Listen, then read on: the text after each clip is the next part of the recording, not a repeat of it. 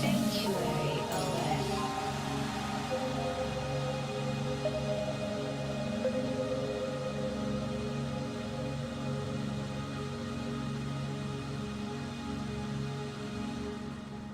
We've been waiting for you.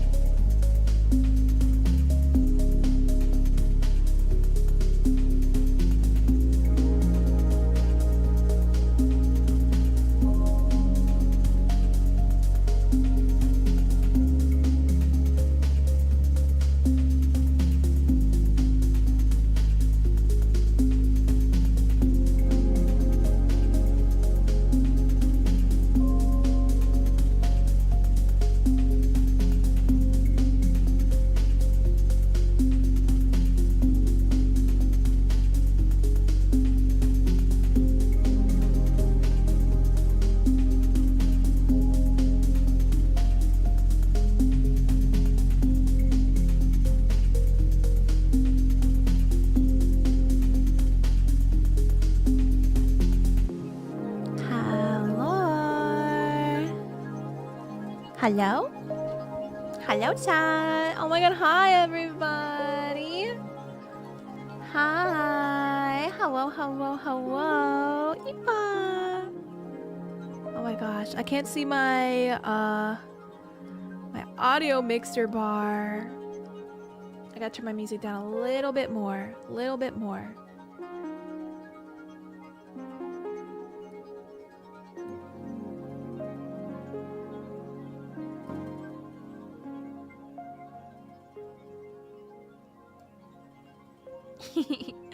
Hi everybody, welcome in. Hello. Hi, hi, hi, hi. Thank you so much for being here at the very beginning of the stream, guys. How is everybody? Welcome back to the stream that is half bat, half rat, all freak. It's me, VPie, your bratty bat rat VTuber. I'm so happy to have you here on this wonderful Sunday. Coming off of that charity stream from yesterday, which I am so stoked about. I appreciate all the love and support that you guys put in for Mind yesterday, and we also got to show off the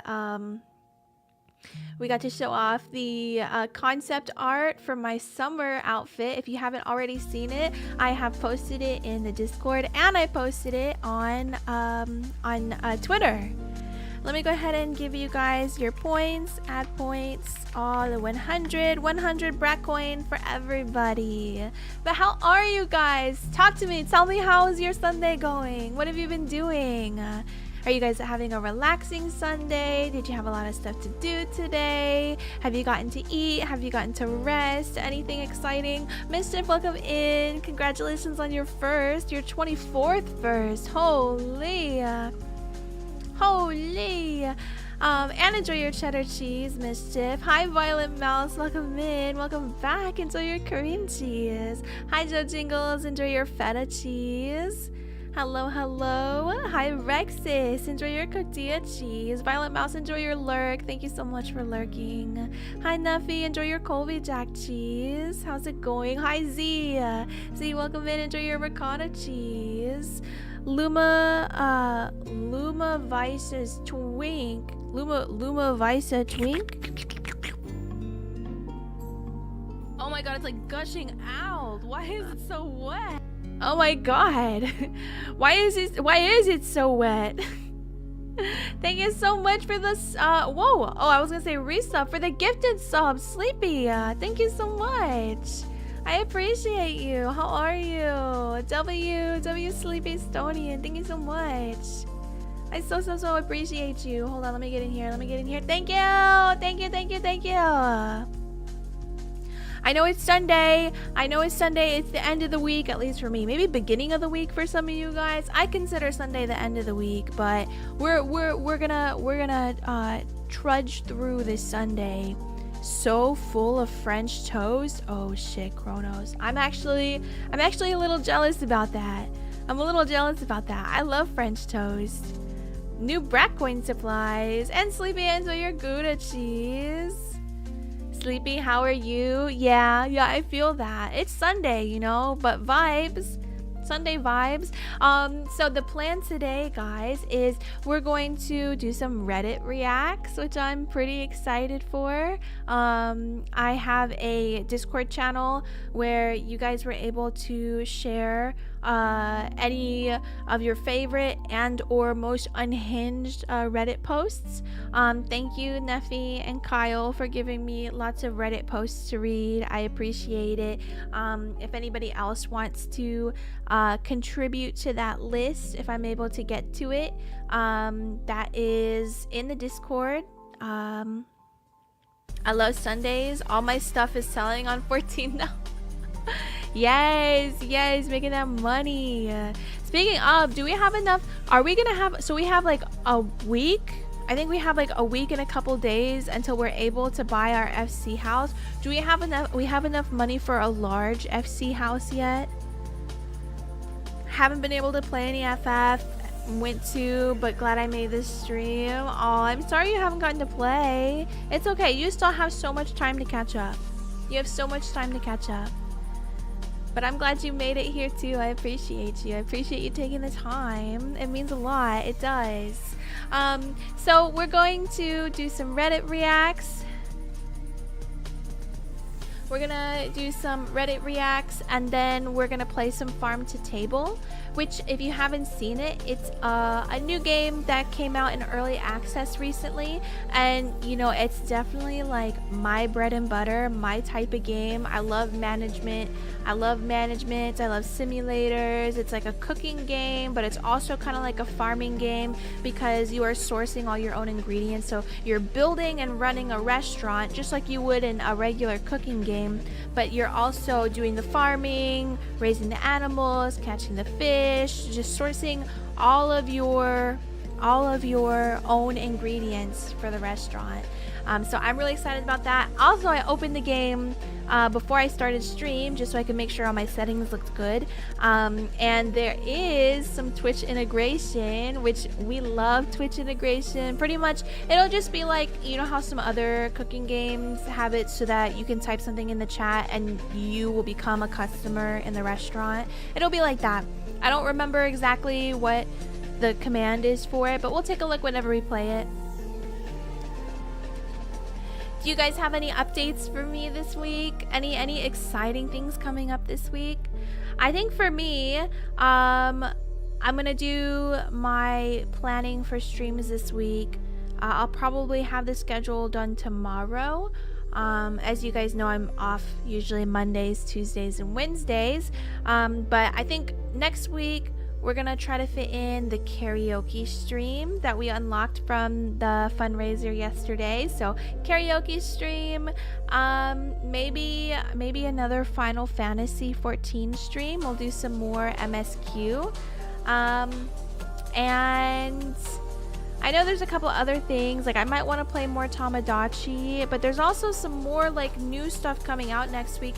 Paralives is going into early access soon. I don't remember exactly what date, but Paralives, it's another like Sims game, but I've been following it for a while and really looking forward to trying it. But that might be something I just do off stream. You know, I don't really know. I don't know.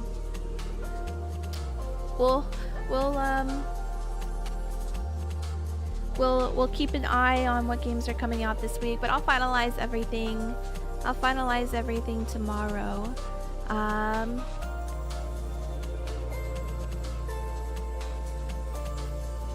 Okay, well, I'll go ahead and open some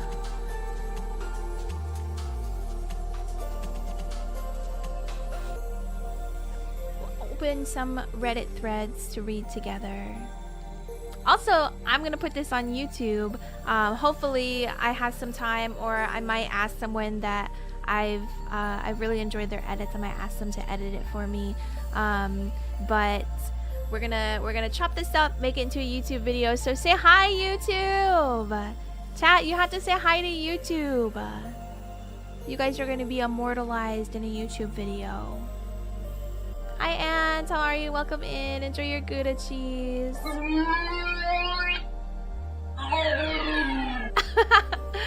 Yay, it worked!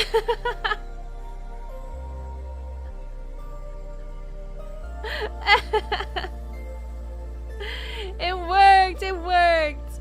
Guys, that was the VIP entrance for Joe Jingles. Joe Jingles said their first thing in the chat, and we got the rat groan, and we got the spineless toad image that popped up. Come to Twitch, we're cool. Yeah, guys, come watch us on Twitch too. Okay, let me get, actually, let's switch over here. Over here. Put me in my chair.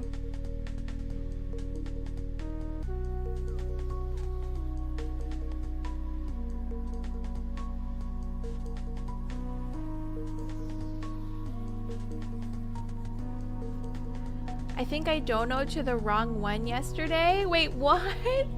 Oh my god! I didn't... Oh no, Rexus, I didn't know! Oh my god, thank you, Rexus. I'm so sorry that happened. I didn't think that could happen. I'm sorry. Hi Tom, how are you? Enjoy your pecorino cheese. Good morning, ants. Good morning, good morning. All right, let me get a couple of these Reddit threads up. Reddit react time. I've been so excited for this. I do like read a little bit of Reddit here and there. But you know, I know there's a lot of crazy stuff on here.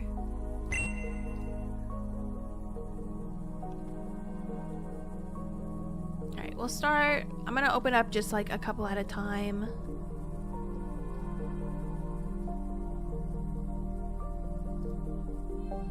Why do I keep opening this?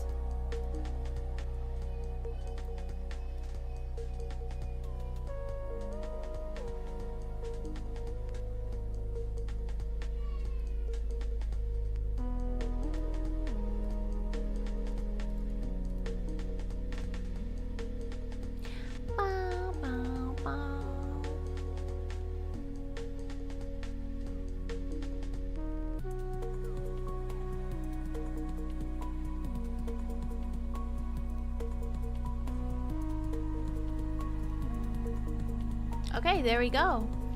Can you guys see it okay? Should I zoom in a little bit more? Like this? Oh, that's too much.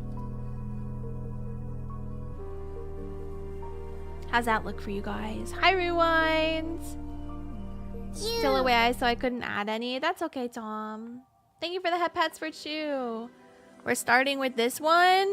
Well, it's the first one in that got posted, so that's the first one I clicked. Hi Remo, how are you? Enjoy your Asiago cheese. And Rewind, enjoy your craft singles. Classic. Classic. I also wanna, hold on, let me change up the playlist a little bit. Let's get some Nanahira. We'll put this playlist on. How's the volume for you guys? It's not too loud.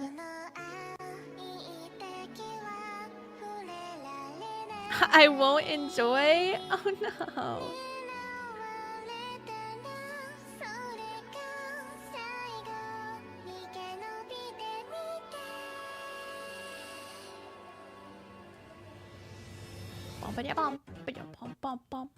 Okay. Reddit react time. What did I just do? I think I pressed something. Oopsie.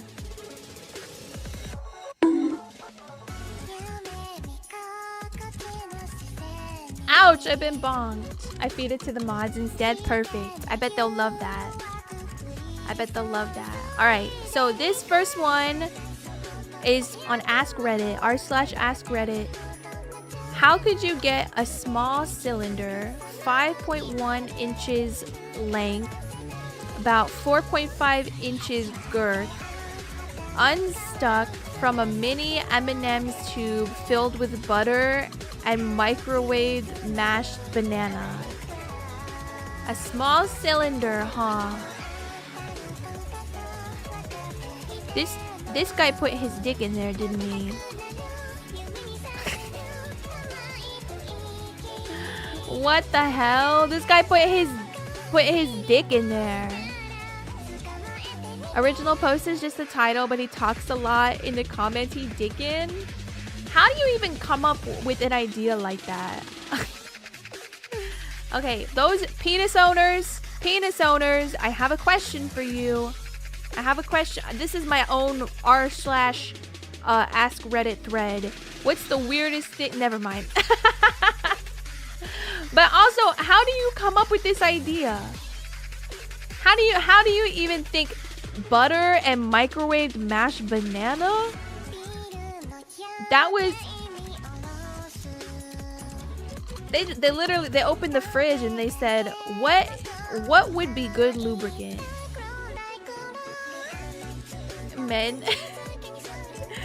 Someone was desperate. No one is microwaving butter and mashed banana unless it's a warm peen slushy cushion. Not the warm peen slushy cushion. Teenage years are wild. You don't have a larger tube with sponges and a latex glove. You gotta make do. You don't think when you're horny? Wait, that is actually the best point that could possibly be made here. Lubricant, squishy and warm, checks out, I guess. Oh my god. Hi Kyle, welcome in. Enjoy your Parmesan cheese. Alright, let's read some of these comments. That's no small cylinder. It sounds like a perfectly adequate cylinder to me. Average size, you might say. Wait, now that I think about it, a mini M&M tube?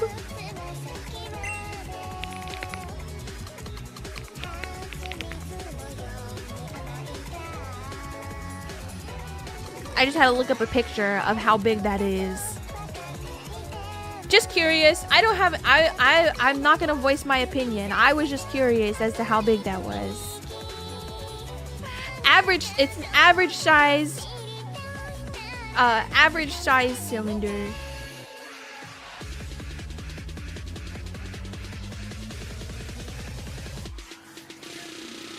Stupid sexy green M&M. There was a guy on 1,000 Ways to Die who hooked electrodes up to a cow's heart to make it beat, and he ended up electrocuting himself. So after I heard that, nothing surprised me.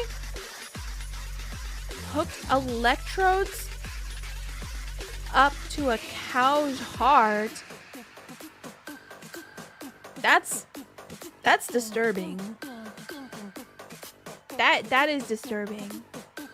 This is the best post I have read in a long, long time. I'm assuming from the wit of OP's responses that this is a joke, and a pretty darn clever one at that. On the very off chance it isn't, OP, get thee to ER right away.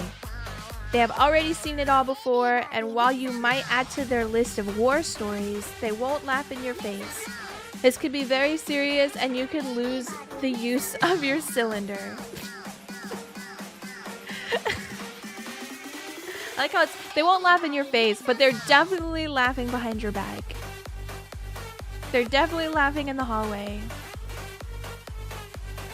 That's crazy. Need to get air in there to release the pressure. I would advise using a high-powered drill to drill a hole in the bottom of the M&M container.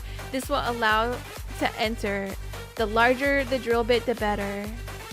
I can't risk power tools damaging the interior cylinder. Yes. Yeah, we wouldn't want that. It's a very fragile cylinder. Very, very, very fragile cylinder.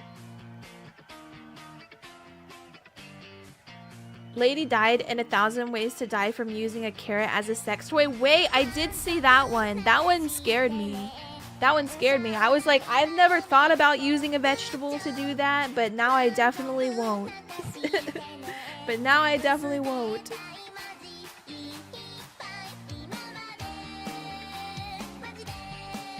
Oh, hospital. Hospital. I'm in the hospital. Thank you for taking your cylinder to the hospital. Okay, let's get to the next post. Yes, I'm over 18. Okay, another r/ask Reddit post. You can have sex with one real person from all of human history. Who is your ultimate lay? My wife knows my Reddit username. Yet she already posted about getting finger blasted by Antonio Banderas.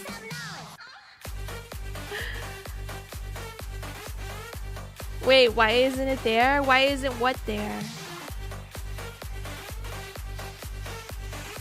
Why isn't what there?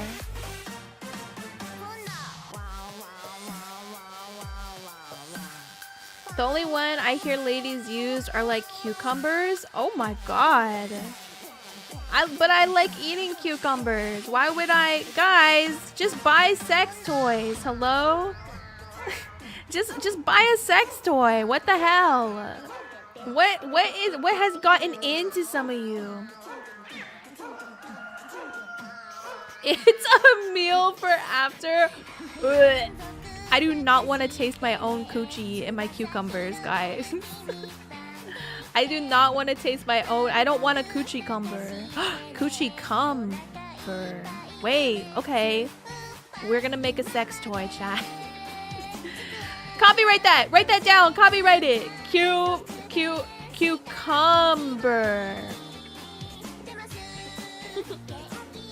Hi, Arvenzia. Welcome in. How are you? There's a specific post for this one, which is the Reddit historical post. Interesting topic, I'll stay. Yes, it worked! It worked! I said come enough times. That needs to be a sub-sound. It is true. Long, hard, and it has come in the middle. VPie doesn't wash vegetables, confirmed? I mean, I do, but I feel like that just wouldn't be enough. Also, do you guys like wash your cucumbers with soap or what? You finished Shadowbringers today. Let's go. Let's go. So good, right? Check DMs for the comment it was supposed to show.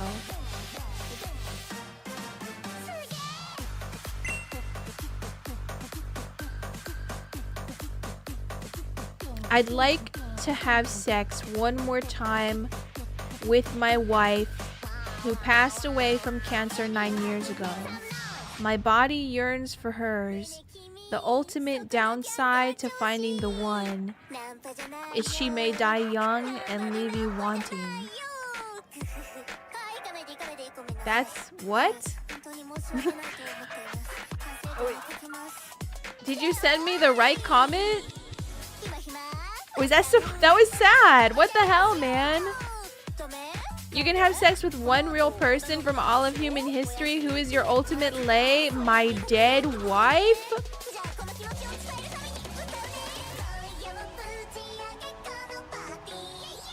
Was not ready for serious feels in this thread. Extremely sorry to hear.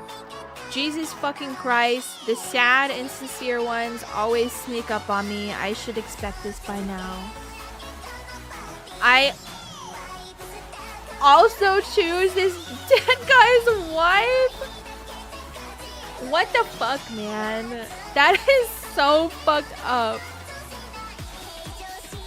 What are there any more? Holy fucking shit, my dude. What the?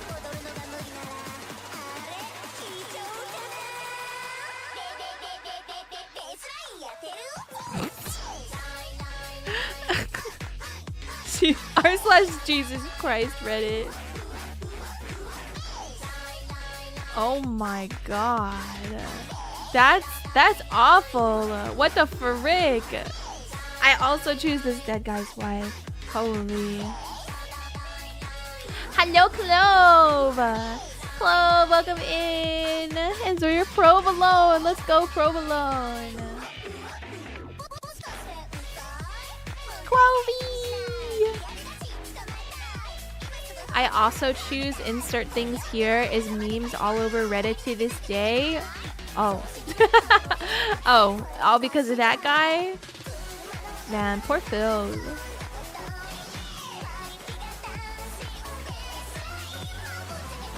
Hi, Flint. Hi, Clove. I'm happy to see you. We're reading Reddit threads.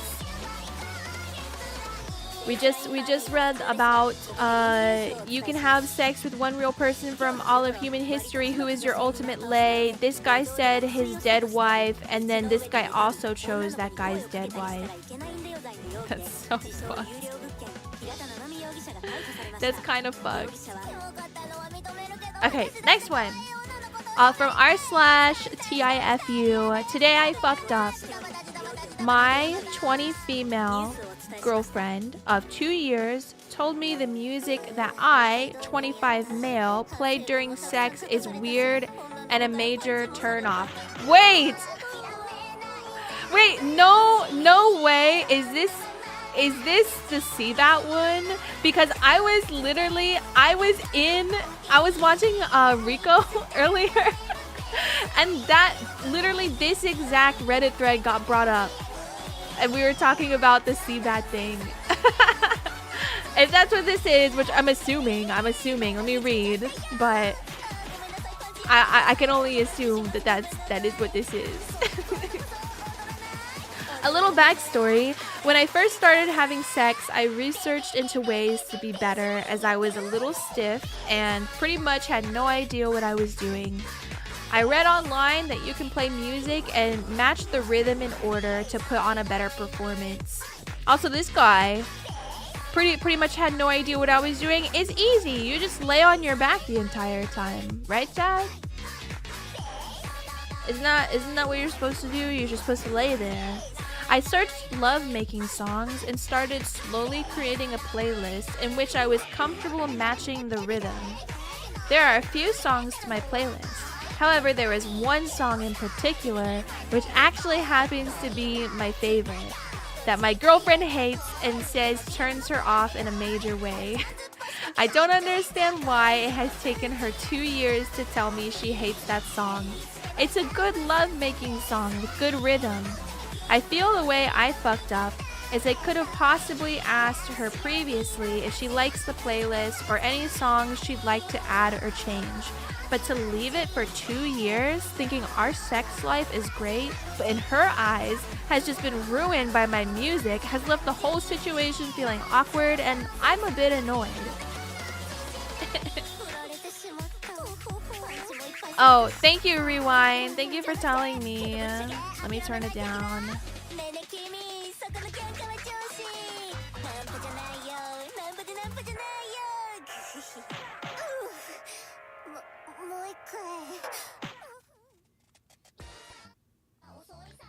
Alright, how's that?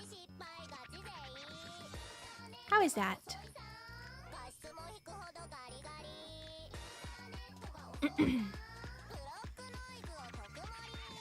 Where was I? Oh, I pretty much played this tune every single time, so the amount of time she must have not been enjoying it, when I thought the complete opposite is annoying but also embarrassing in ways. Not to mention my previous partners, however, they never complained about the song, so maybe it's just hers. It's fucked up the relationship, to be honest, because sex feels awkward now. The other day, we were having sex with no music, but I was still thrusting to the tune playing in my head. She recognized this and asked me to stop. I brought this up too when we were talking about it in Rico's stream. I was like, even though he wasn't playing the song, she could tell that he was like thinking about the song while they were doing it. It's so funny. I thought this song was perfect, and I always thrust along with the tune and feel it gives me the perfect rhythm for doing the deed. I usually bust to this song and find it devastating she hates the song. Thank you for the hydrate. Just laying on your back the whole time is good advice until both of you choose that tactic, then it's just awkward. Yeah, a little bit. And so they were both bottoms. So you guys all know this one, right?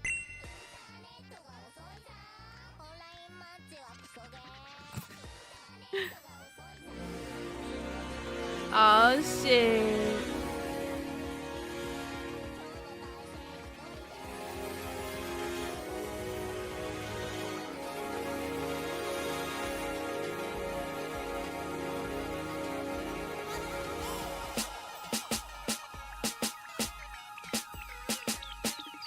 So everybody has tried to visualize this now, right? At this point.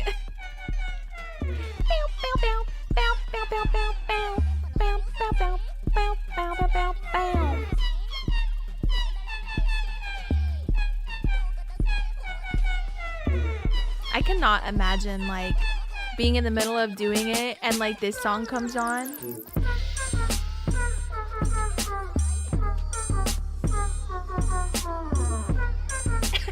I love all the videos. I love all the videos trying to simulate how they would have set to this beat. Honestly, yeah, like I hear like all the different parts of the music and I'm like, I wonder which part. I feel like I just assume that it's the main melody, right? Like I'm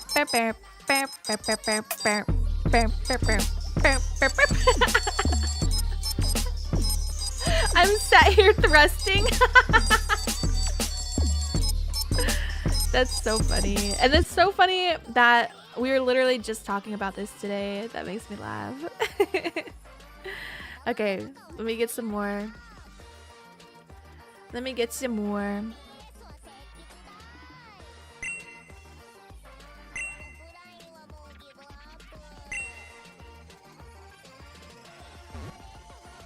All right. r/ask Reddit. Throwaway time.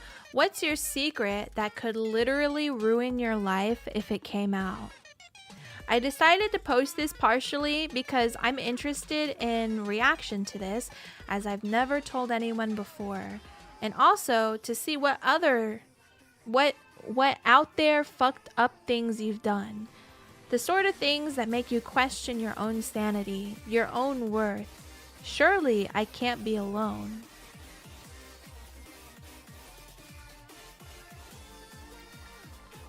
Why is this like a link? Can I click this? Why is it a link within a thing? Lots of edits. Should I click this or should I just read the comments?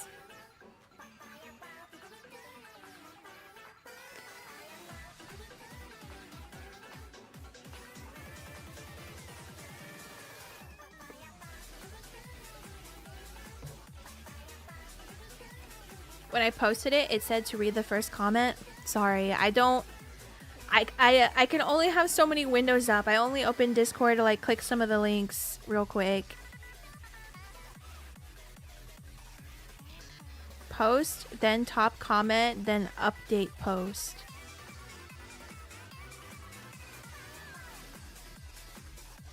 Wait, no, that's not that one.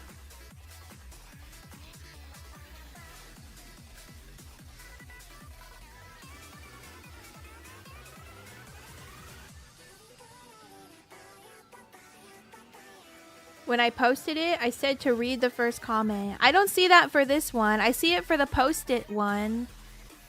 For the post-it notes left in apartment, you said post, then top comment, then update post. But then for this one, it doesn't say anything.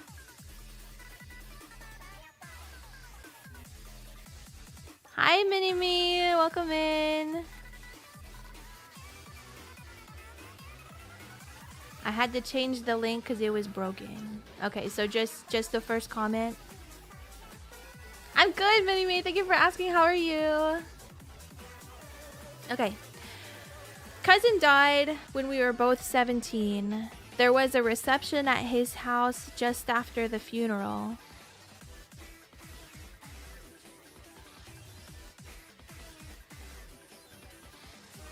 Sorry, guys.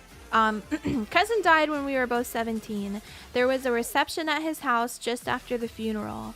I went into his room and stole all the money that was there, took some other valuables that his parents wouldn't realize were gone. No one knows that I did it. They just assumed he didn't have any money in his room, only loose change. I don't regret it, but I will never admit it. Also, my cum box.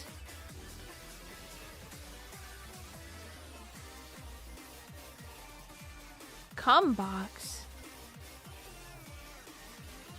Oh god, guys. Do I need to make a cum box in Tamagotchi now? Cum box. We got cum sock chant. No, not the cum puddles. No, not the cum bots. Elaborate on this cum box, please. Oh, Jesus Christ. Well, it is exactly what it sounds like. It's a shoe box, or at least once was, and whenever I masturbate, I come into it. I've had it for 2 or 3 years now, I think, so it has a fair amount of cum. It smells It smells atrocious. And I tried to burn it once. When I lit it on fire, it was too damp due to the cum that it simply sizzled and didn't manage to actually light up. Holy shit. Turns out, burning cum smells awful, so I had to spray it with the deodorant body spray just to get the old smell of burnt cum away. It also has some drenched paper stuck to it. That's pretty much it. If it smells bad and you don't want it anymore, why didn't he just throw it away? Why did you try to burn it? Why do... Some people are like just really into like, oh, let's burn it. I want to catch this on fire.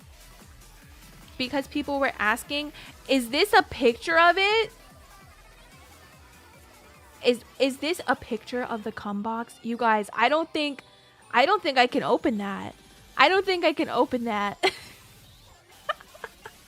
I don't think I can open that here.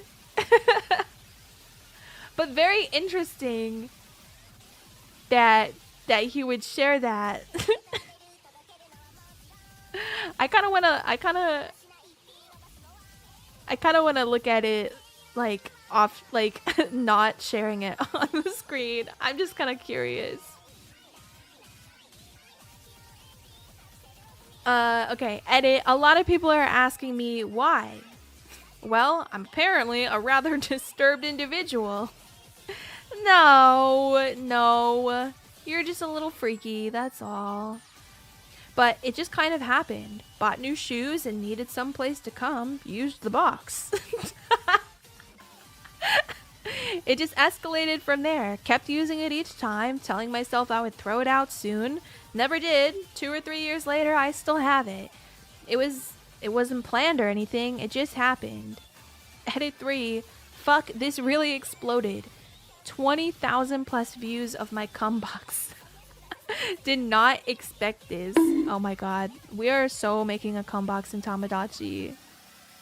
Yes, you did, Ninimi. We are reading some unhinged Reddit posts today.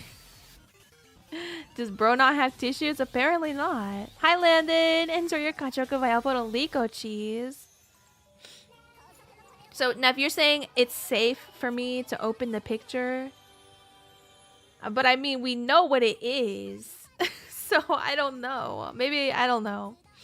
Edit 4. I often get PM'd about updates or current status of the box, generally a few a week. So I might as well update this post if anyone even gets linked here anymore. Current status, I have created life. Mold has begun to grow in the box and has taken over a fair amount. Smells a bit worse, mainly due to a damper apartment, so it does not dry as fast. Hence the reason why the mold has begun. I cannot click on that picture. I don't think I can. I don't think. If you guys want to see it for yourself, you know, go for it. I don't think I could click that picture. Life finds a way. One of my best friends works in theater construction, and he was once asked to work on a job for an artist.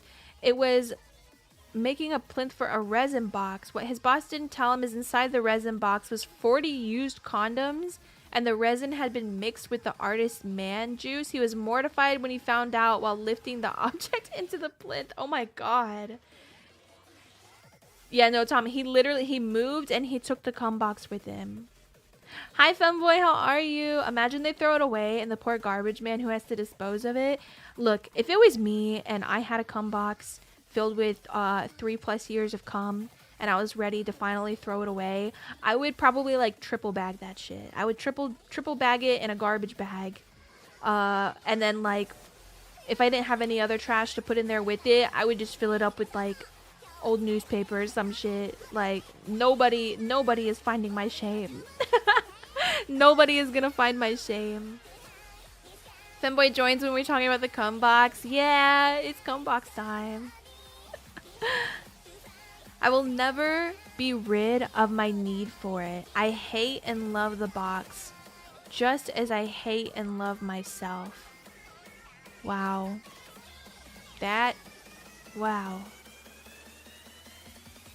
Also, I like how the cum box was like an afterthought in the first post. He was like talking about the whole thing with his cousin, and then he's like, oh, and my cum box, I guess. Feel like you need to bury that thing. Full military honors, 21 gun salute. It put in more service than anything ever should. Jesus. Ew. Okay, we're moving on, but that's amazing. What is this? Who's the dumbest person you've ever met? Holy. Okay, chat, let's read about the dumbest person Noah the Red has ever met. Can we talk about how he stole his dead cousin's money though?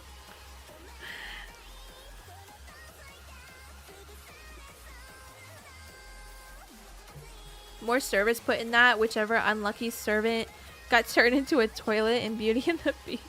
Oh. Alright, who's the dumbest person you've ever met? It's not uncommon as a teacher to have students who are a bit behind the curve in certain aspects, but 99.9999% of the time they are keen on something. They might not understand how to identify a noun or what theme is, but they somehow know how to make a mean plate of nachos. You learn pretty quick to not judge fish for their tree climbing ability, you know? I thought this was the rule when I was teaching until I met Kevin.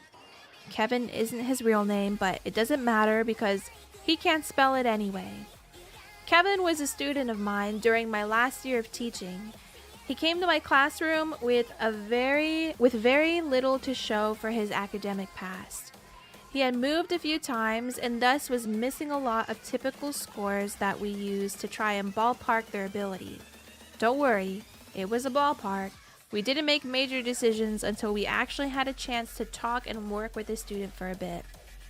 I thought, that's fine. I'll just do some one-on-one with Kevin and see what's up.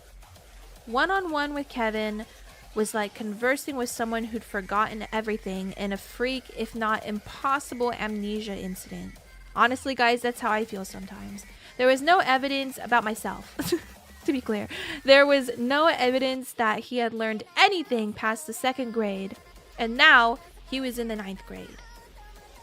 Flabbergasted, I figured we needed to get more serious with this. If he was going to be in my class, I needed to know why and how. I decided to meet with him, his guidance counselor, his parents, and another teacher to see what was really going on. This is where it all became clear. It was by some incredible fluke that his family hadn't been wiped off the face of the earth years ago. Odds are his heritage was based on blind luck and some type of sick divine intervention that saves his family every time a threat presents itself. Kevin was the genetic pinnacle of this null achievement. Even my instructional lead, a woman who could find a redeeming trait in a Balrog, failed to see any reason this kid or his family should be alive today. Wow, this sounds pretty harsh. So, here's a list of events that made it abundantly clear that God exists and he's laughing uncontrollably. Kevin frequently forgot when/where class was. On more than one occasion, I had to retrieve him from other classrooms. Kevin ate an entire 24-pack of crayons, puked, and then did it again the next day. This is 9th grade. I have no idea where he got crayons. Kevin's dad wrote tuition checks and mailed them to me, his English teacher. This was a public school. When I gave it back to Kevin, voided to give to his dad, with a brief note explaining that this is a public school, Kevin got in trouble for trying to spend it at 7-Eleven after school. Kevin was removed from the culinary arts program after leaving a cutting board on the gas stove and starting a fire twice. Kevin threw his lunch at the school resource officer and tried to run away. He ran into a door and insisted it wasn't him. Kevin stole my phone during class. I called it. It rang. He denied that it was ringing. Not that it wasn't his. Not that he did it. No, he denied that the phone was actually ringing. He tried it 3 times before the end of the year. Kevin called the basketball coach a motherfucking bitch during gym. Basketball tryouts were that afternoon. Kevin tried out. It didn't go well. Kevin's mom could never remember which school he went to. She missed several meetings because she drove to other schools, none of which he ever went to. What the hell? Kevin tased himself in the neck before a football game. Why did he have a taser? Kevin kept a bottle of orange Kool-Aid in his backpack for about 4 months. I thought it would turn into alcohol. He drank it during homeroom and threw up. Ugh. Kevin says the N-word a lot. Kevin was white. The high school is 84% black. Kevin got beat up a lot. Well, maybe that's why he's not so smart. Kevin stole another student's iPhone and tried to sell it back to them. Kevin didn't understand that his grade was dependent on tests, quizzes, homework, classwork, and participation. Kevin finished his first semester with a 3% average. He tried to bribe me with $11.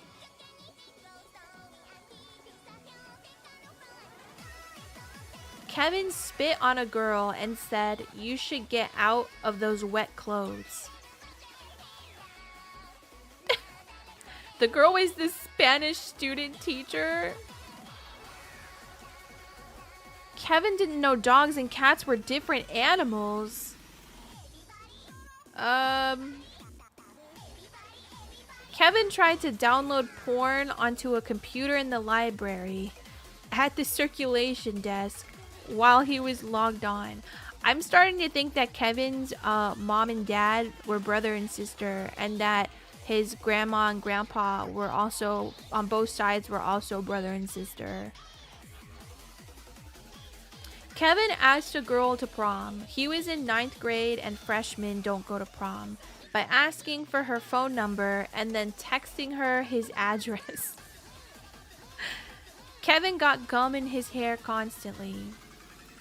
Kevin regularly tried to cheat on assignments by knocking the pile over, grabbing one before I had picked them all up, and then writing his name on it wherever there was room. Kevin had several allergies, but neither his parents nor he could remember what they were. They were very concerned that, quote, the holiday party, it's high school, we don't have those, would have peanuts. When they finally got a doctor's note, he was allergic to amoxicillin. Close enough, that's basically peanuts, right? Kevin and his parents took a trip to, I don't know how to say that, took a trip to Nassau. How the fuck did they even get airline tickets and forgot all of their luggage at home? I didn't believe him when he told me until I talked to his mom, who told me first thing when I saw her at the bi-weekly meeting. Kevin's grandfather apparently died in a chainsaw accident. I can only assume God was looking the other way that day. Jesus. The family tree is a palm tree. Family tree is a circle of moss. Surely the Kevin of all time. Hi, Tilly. Welcome in. They got the family wreath. I'm starting to think that Kevin suffers from a Habsburg family disorder. Wait, what is that? Natural selection isn't gonna... Oh, wait, it is. That's crazy and true. Torn between this cannot be real and you can't make this shit up. That's like... Excuse me. I would be like, the only thing that I'm so confused about is, one, I mean, this could purely just be based on like where this is. I don't remember if he said it or not, but how did this kid not get like taken away? I feel like there's some sort of like really, he said that he had a 3% average. A 3% average in his first semester. And like between all of the getting in trouble and all of like the incompetencies, all the things, like they were clearly having lots of chats with Kevin's parents. How did this kid not get like taken away from his family? Why wasn't the family euthanized? Oh my god.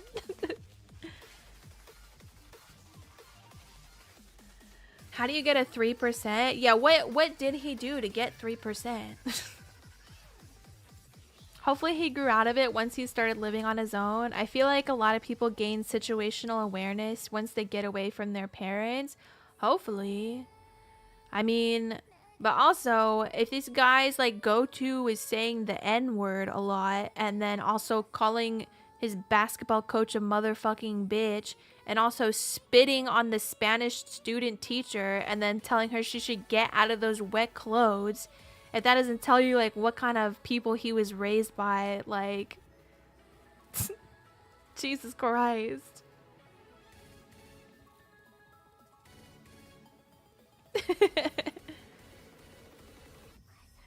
The family clearly has some kind of disability going on that isn't going to get addressed. Yeah. Clearly, and who knows what it could be. I assumed some sort of like incestuous craziness, but you know what they say about assuming.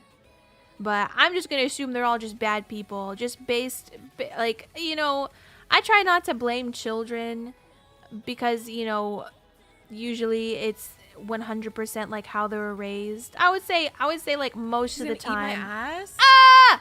Oh my god. He's gonna eat my ass. Oh my god. Thank you so much, Kyle. Welcome back. Thank you so much for the resub. Is that 9 months?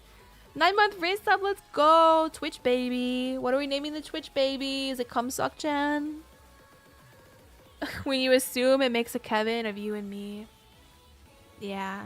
So most of the time I wouldn't blame a child because they're usually the product of their environment. Sometimes you just have some children who grow up to be, sociopaths regardless of the kind of upbringing they have. But I feel like this clearly is like Kevin,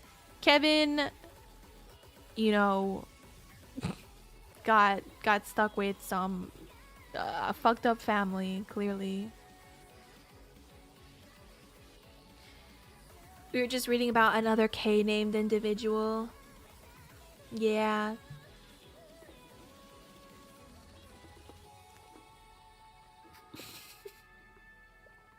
I could see Kyle tasing himself in the neck. Wait, really? You could? Alright. This one, and you said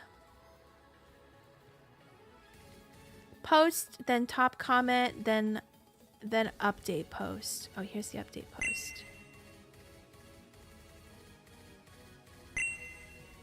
Okay. Post-it notes left in apartment. This is from r/legal advice.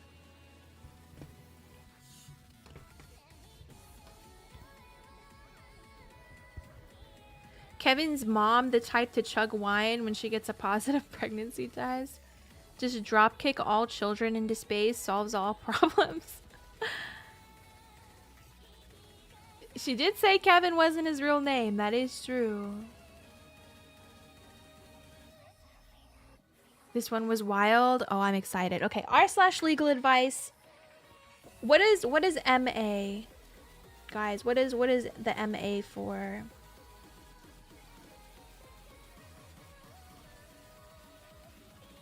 Oh, Maryland. Okay.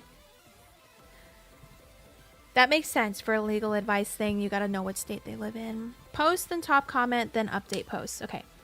On the 15th of April, I found a yellow post-it note in a handwriting that wasn't mine on my desk, reminding me of some errands I had to do, but told literally nobody about. While odd, I chalked it up to something I did in my sleep, thinking maybe in my half-awake state I scrawled it so it didn't appear to be my handwriting. I threw it out and thought little of it. On the 19th, I found another post-it note on the back of my desk chair in the same handwriting as the previous note, telling me to make sure I, quote, saved my documents. I was freaked out, but there were no other signs of a break-in, so I set up a webcam in my house aimed at my desk and used a security cam app for it to record after detecting movement. On the 28th, I woke up to find another post-it note. This one saying, "Our landlord isn't letting me talk to you, but it's important we do." What? I immediately checked the webcams folder on my computer and found nothing from the night before, but my computer's recycling bin had been emptied, which I am certain I did not do recently, indicating someone had noticed the webcam and deleted the files. They were just saved straight to a folder on my desktop called webcam. Today, on the 1st of May, I found another post-it note, this time on the outside of my door with nothing written on it, and there also appeared to be post-its on many other doors in my apartment complex, all blank in varying colors. Do I have any legal recourse here? I have no proof except for the post-its, but those are written by my pen on my post-it notes, so conceivably I could have faked them.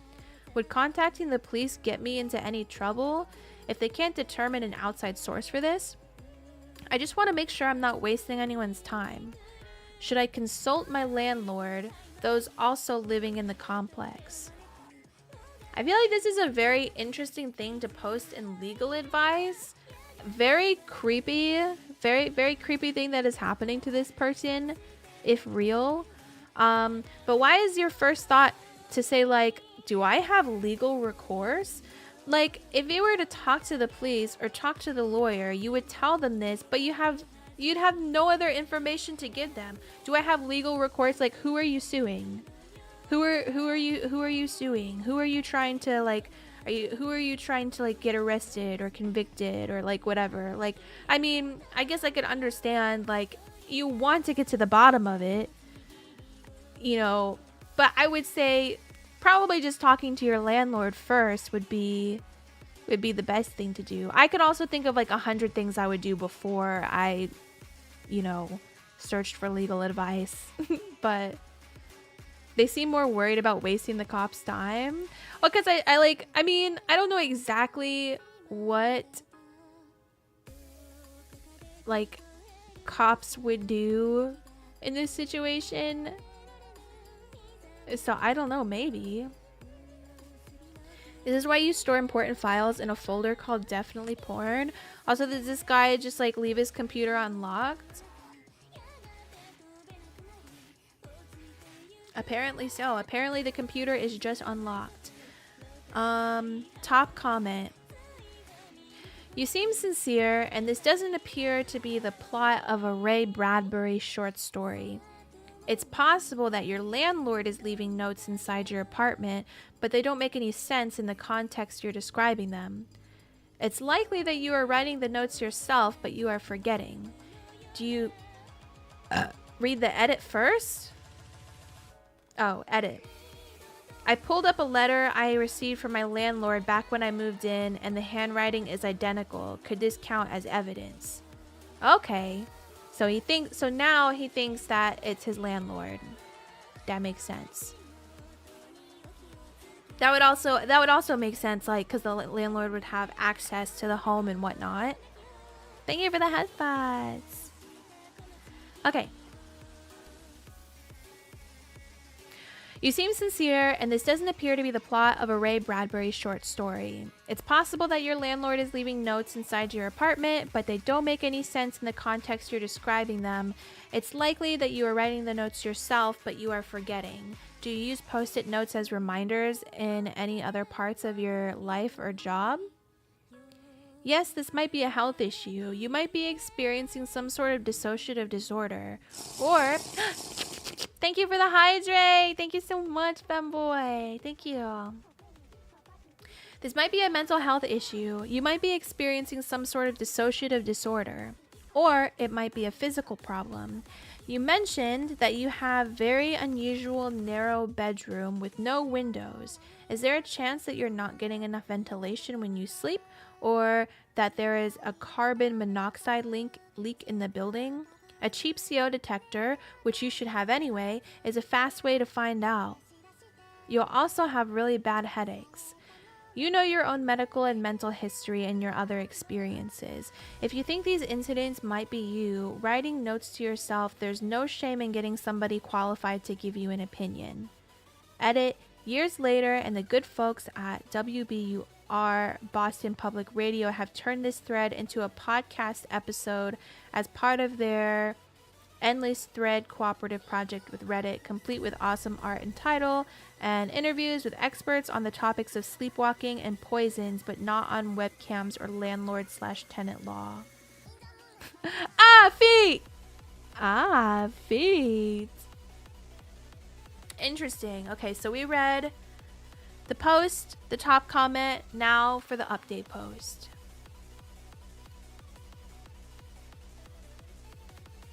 Oh, update.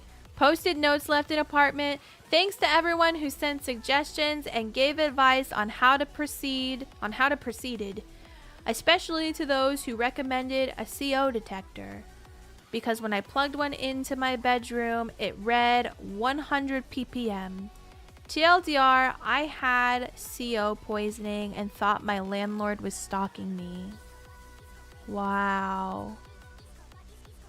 I'm always so paranoid about that kind of thing too. Bro got biohazarded. I am always like so paranoid about that kind of thing. Sometimes I wonder, like, everything that's happening, like every time I like consider everything that's like been happening in my brain over the last couple years that I've just contributed to like long COVID and like post COVID effects and stuff like that. I'm like, but what if I have CO poisoning and that's just like really fucked me up and made my brain like all fucked up and shit? That's crazy though.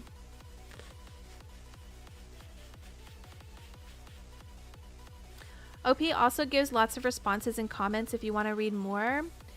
His one about what his webcam actually was is mental too. Wait, what? And they said, I have had really bad headaches. Thank you for the follow. Welcome in, Trey. Welcome to the Brat's Nest. I have had really bad headaches, and I actually already do have a CO detector. Guess I should probably take that out of its box and plug it in. Wow.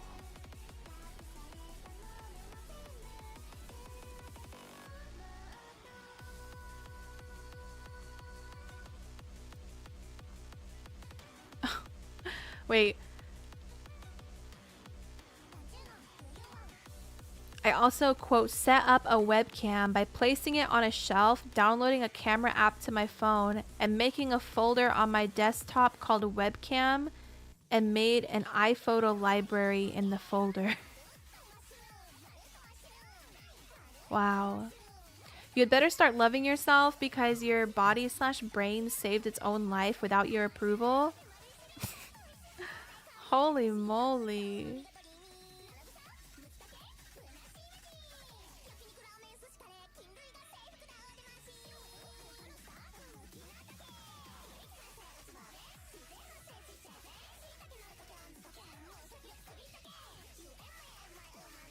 That's insane. The brand new Pace Mattress Pro V2. This mattress. Wait, hold on. Oh, this is the commercial AI voice thing. Okay.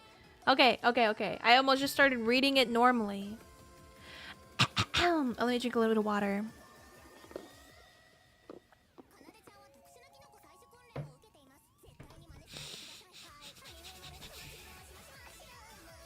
The brand new Piss Mattress Pro V2. This mattress comes with a patent pending pee orifice.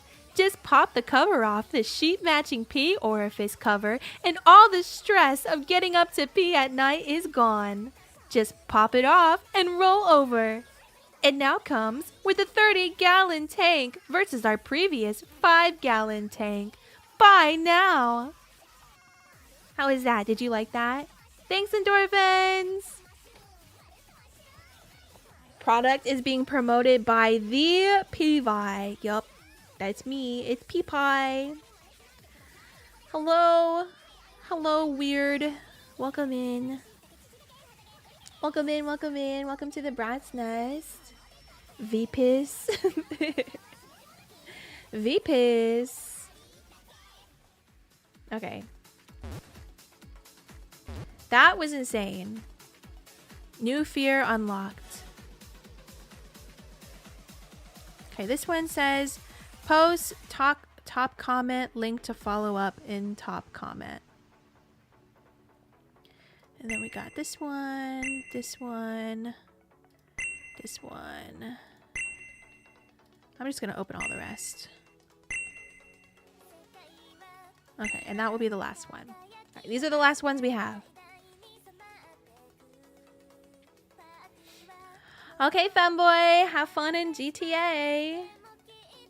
You can't just call new viewers weird. That's messed up. I call myself weird all the time. Also, I didn't say their whole name. I could have been a lot meaner.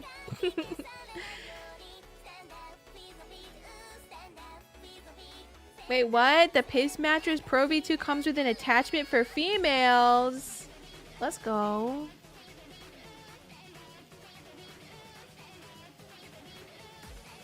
Alright. This one is r/askreddit. This is the one that you said, just to make sure. Post, top comment, link to follow up in top comment. Sorry guys, I forget things very easily. Making a spider piñata to be filled with spiders? What the? How do I make sure the spiders will be okay until they are released? Piñata will look something like this. Aw, but you want real spiders in there? Ugh.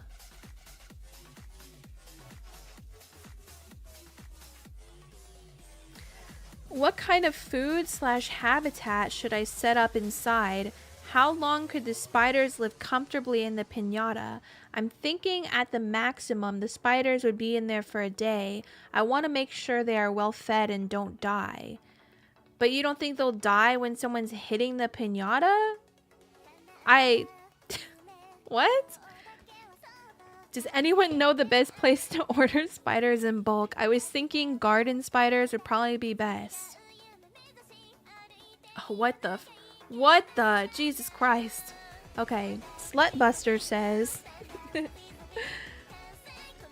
excuse me. Several years ago, I was broke and living in a big, early 1900s house with a bunch of other guys who were also broke. We could barely afford toilet paper and food, so cable and internet were unaffordable luxuries.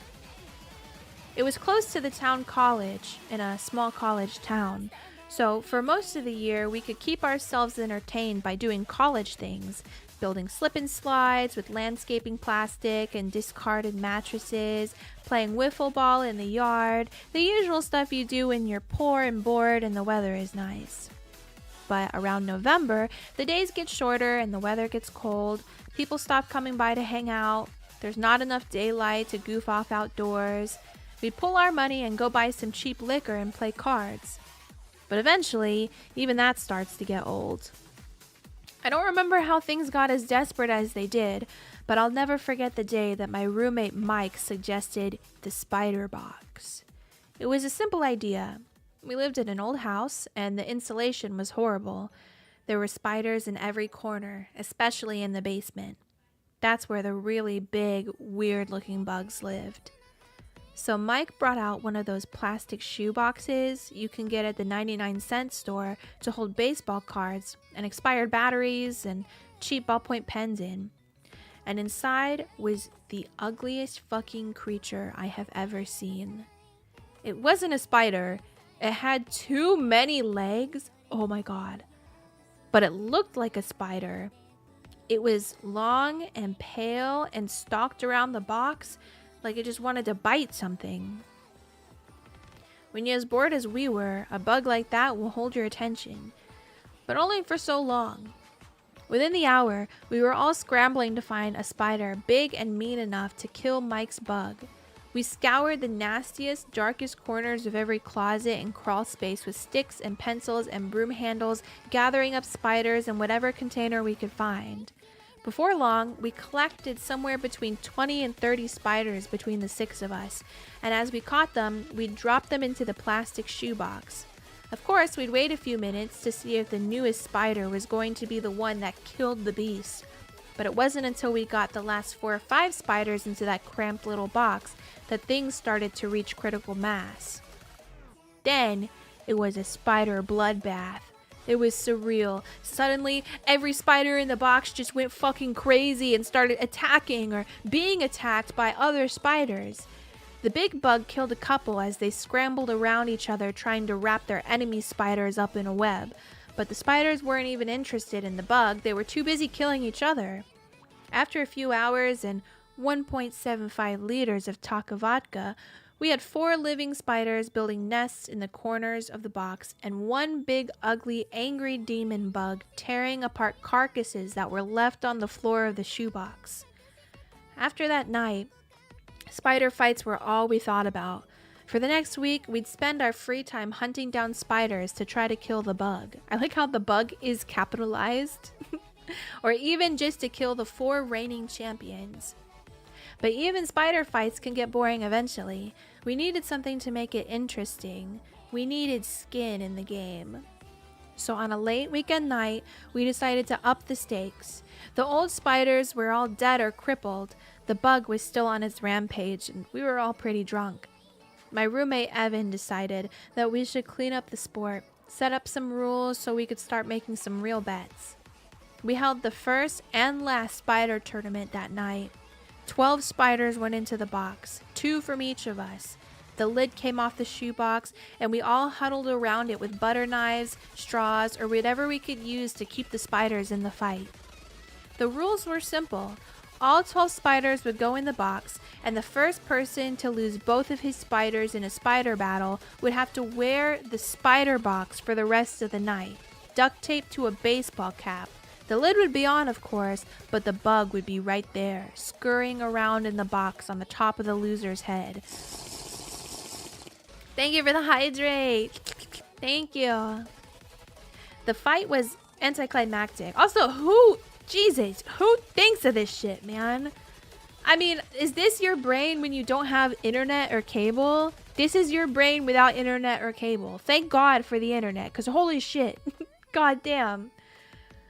The fight was anticlimactic. My roommate Ryan's spiders were both wrapped up and sucked dry within 10 minutes. So he threw back a shot of bottom shelf vodka, put on his spider box hat, and we all had a few laughs at his expense. Some of our friends came over later. It made a great story. Ryan was showing off the hat, and eventually we got enough people and money together to buy a keg and have a nice little party that night. I wouldn't even remember the fucking spider box if it wasn't for what I saw the next morning. Ryan had passed out drunk on the living room couch, spider box still on his head. But when I went over to wake him up and tell him to throw the damn thing away, I noticed something horrifying. The fucking lid was open. The spiders were gone. The bug was gone. I took off the hat while he was asleep and threw it away. He brings it up from time to time. He thinks he lost the hat while he was drunk. I've never been able to tell him the terrible truth. TLDR, they'll eat each other, no food required.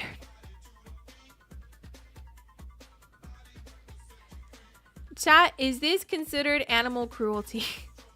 No, spiders don't have rights. It would be, but I don't think pests such as spiders legally count as animals. Still fucked up if you think about it. Yeah, I mean, it is pretty fucked up. Jesus. Yeah, I guess technically not textbook animal cruelty, because I mean, if you see a spider and you kill it, you're not going to get in any trouble, the way that if you just randomly killed any other animal would be very frowned upon and not nice.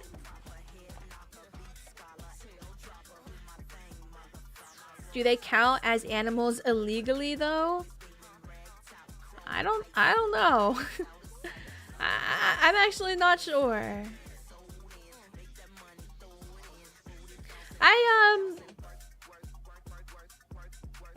I don't know. I have this weird thing about spiders. Like, I don't really like them in my space, but if I have like a big one outside, I usually don't fuck with it. We used to get big, I forget what they're called, like orb weavers maybe, like outside of my old house. And I usually just I would leave them be. They would eat all like the annoying little mosquitoes and stuff. Further down, he identified what the bug was. Oh, edit. Thanks for the enthusiastic response and for the Reddit gold donation. That was totally unexpected, and I'm really glad you guys enjoyed this story. The bug has been identified by several commenters. Some parts of a story are better left to the imagination, so if you've got a sufficiently terrifying mental image, I'd leave it alone. If your curiosity must be satisfied, the bug awaits. Wait. Am I supposed to be clicking this one? Oh, I think so. Oh god, the bug awaits. Ew! Ew! Ew! I hate it! I hate it! What is that? What is that? Oh! I don't... Ugh! Yuck! Ugh, I got the creepy crawlies. I've never seen a bug like that inside of a place that I was living, and if I did, I would leave. Burn the internet! It's over! That was the bug. That was the bug champion. Oh my god, there's more?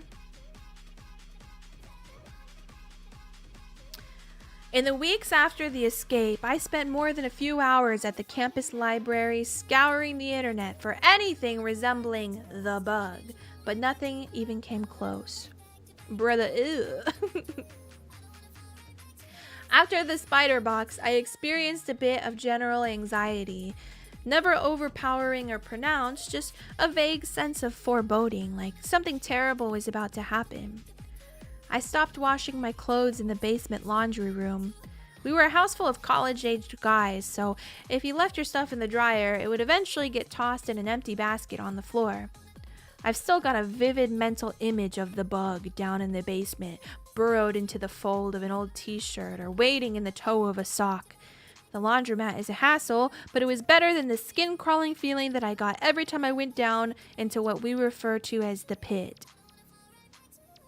I eventually let myself believe that it was an aberration, a demon hybrid that came into this world as some terrible genetic accident in the depths of our basement, and that it was the only one of its kind.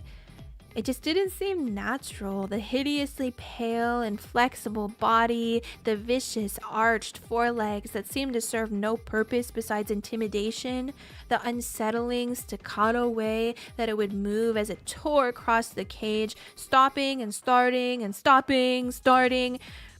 It didn't make sense in the world where limbs serve a purpose and evolution guides species towards the most rational form. I moved out of that house the following summer, and until I posted that story, I didn't often think about the bug. It'd pop into mind when I saw Ryan at a party, or when I stopped by the old house to visit friends. Even then, it was a passing image. I live in a second-story apartment on the opposite side of town now, and that little demon is long dead. Until October 29th, 2011, I believed that the threat had died with it. I'd done my research. The bug wasn't a salifugid or an amblypygid or any other categorized documented monstrosity that I found online. As far as I knew, the bug was the sole member and evolutionary branch that began and ended with one hideous iteration, a failed deviation, extinct before it could ever be recorded. The first few bug-related responses to my comment confirmed that belief. The bugs suggested as a match were hideous, but they were way off. I went out and didn't check the thread until the following morning. When I came back, I saw a few new guesses. Vinegaroos and Wettas, nasty little fuckers, but not the bug. Then I saw it.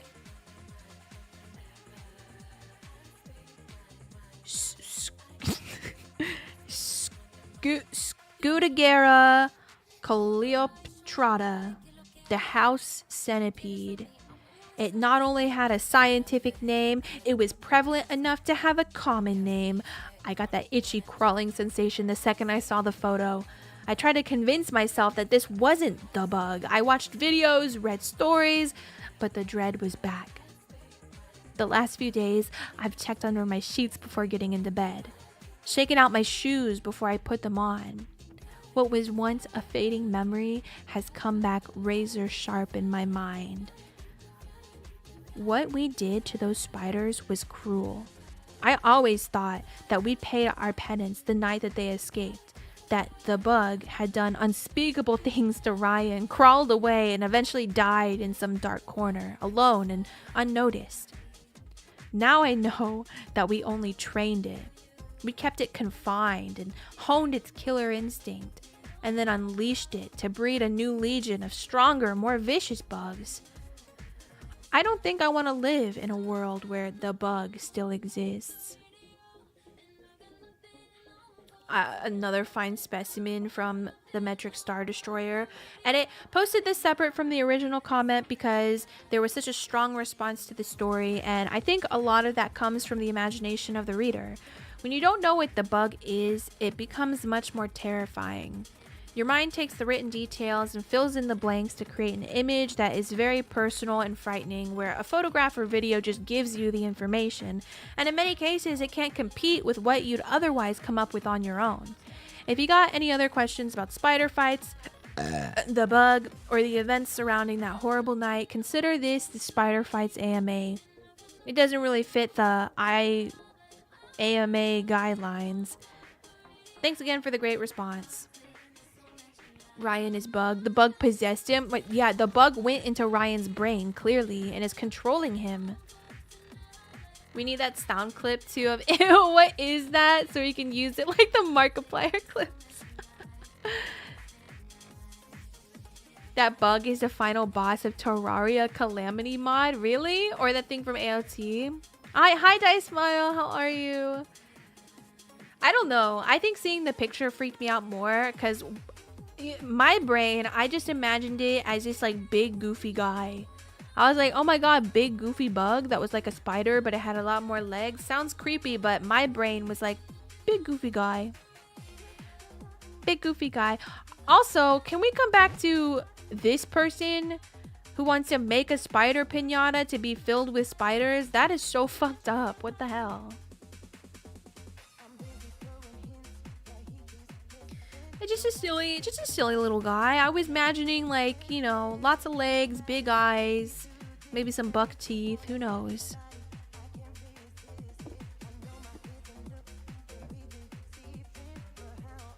All right.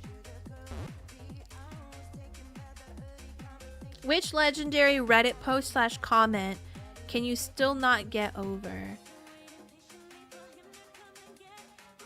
We can just read through a couple of these.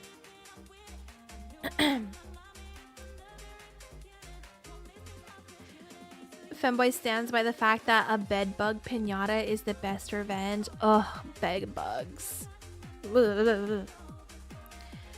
There was a post on r/awe of a gorilla using sign language to tell people not to feed it or something to that effect. To this day, I still laugh when I think about a comment that said, "It's a shame there's so many deaf gorillas."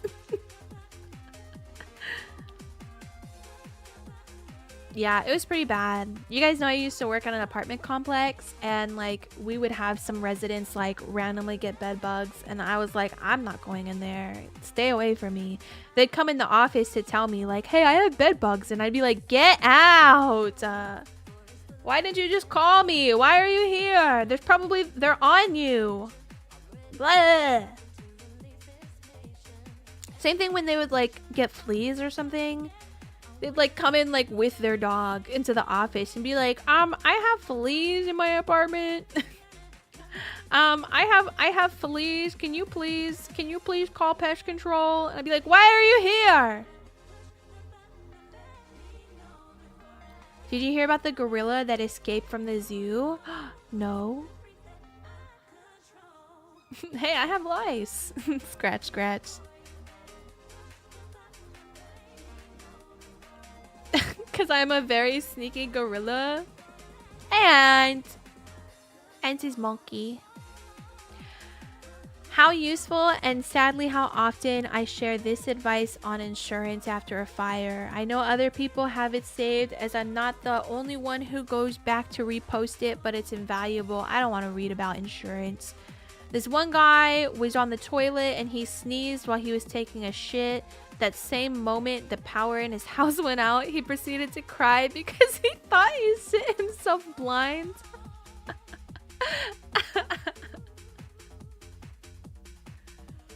Holy, not shitting yourself blind. That's so funny. Not a single post, but a series by Shitty Morph, making up bogus facts relevant to any particular thread and ending with, since 1998, when Undertaker threw Mankind off Hell in His Cell and plummeted 16 feet through an announcer's table. Alright, let's go in here. r/ask Reddit.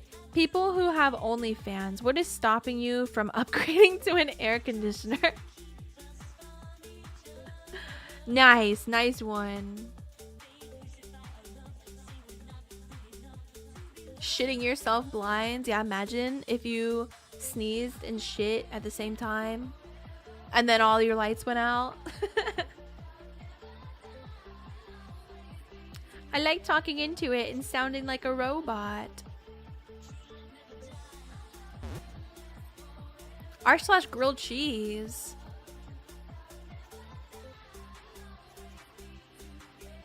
That's how the body takes screenshots.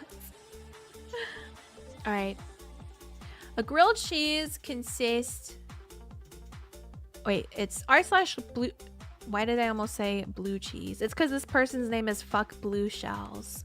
r/grilled cheese. You people make me sick. A grilled cheese consists of only these following items. Cheese. Bread with spread, usually butter. This entire subreddit consists of melts. Almost every, quote, grilled cheese sandwich I see on here has other items added to it. The fact that this subreddit is called grilled cheese is nothing short of utter blasphemy. Let me start out by saying I have nothing against melts. I just hate their association with sandwiches that are not grilled cheeses. Adding cheese to your tuna sandwich, it's called a tuna melt. Totally different. Want to add bacon and some pretentious breadcrumbs with spinach? I don't know what the hell you'd call that, but it's not a grilled cheese. I would be more... This sounds like a rant that Josh from Drake and Josh would go on. I'm not gonna lie. I would be more than willing to wager I've eaten more grilled cheeses in my 21 years than any of you had in your entire lives. I have one almost every day, and sometimes more than just one sandwich. Want to personalize your grilled cheese? Use a mix of different cheeses, or use sourdough or French bread. But if you want to add some pulled pork and take a picture of it and make your own subreddit entitled Melts, because that is not a fucking grilled cheese. I'm not a religious man, nor am I anything close to a culinary expert, but as a bland, white, Midwestern male, I am honestly the most passionate person when it comes to grilled cheese and mac and cheese. All of you foodies stay the hell away from our grilled cheeses, and stop associating your sandwich melts with them. Yet again, it is utter blasphemy, and it rocks me to the core of my pale being. Shit, I stopped lurking after 3 years and made this account for the sole purpose of posting this. I've seen post after post of people's grilled cheeses all over Reddit, and it's been driving me insane. The moment I saw this subreddit this morning, I finally snapped. Hell, I may even start my own subreddit just because I know this one exists now. You goddamn heretics, respect the grilled cheese and stop changing it into whatever you like and love it for what it is. Or make your damn melt sandwich and call it for what it is, a melt. It's a melt!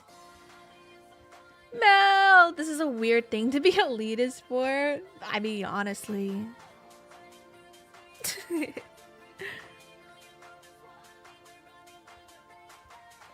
It's under the sauce.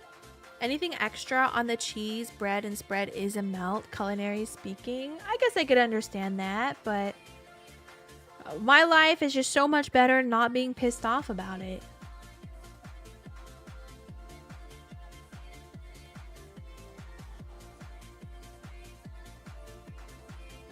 What the hell is happening here? All right. This one's from r/TIFU. Today I fucked up by enraging the parents of my girlfriend by pretending not to know what a potato is.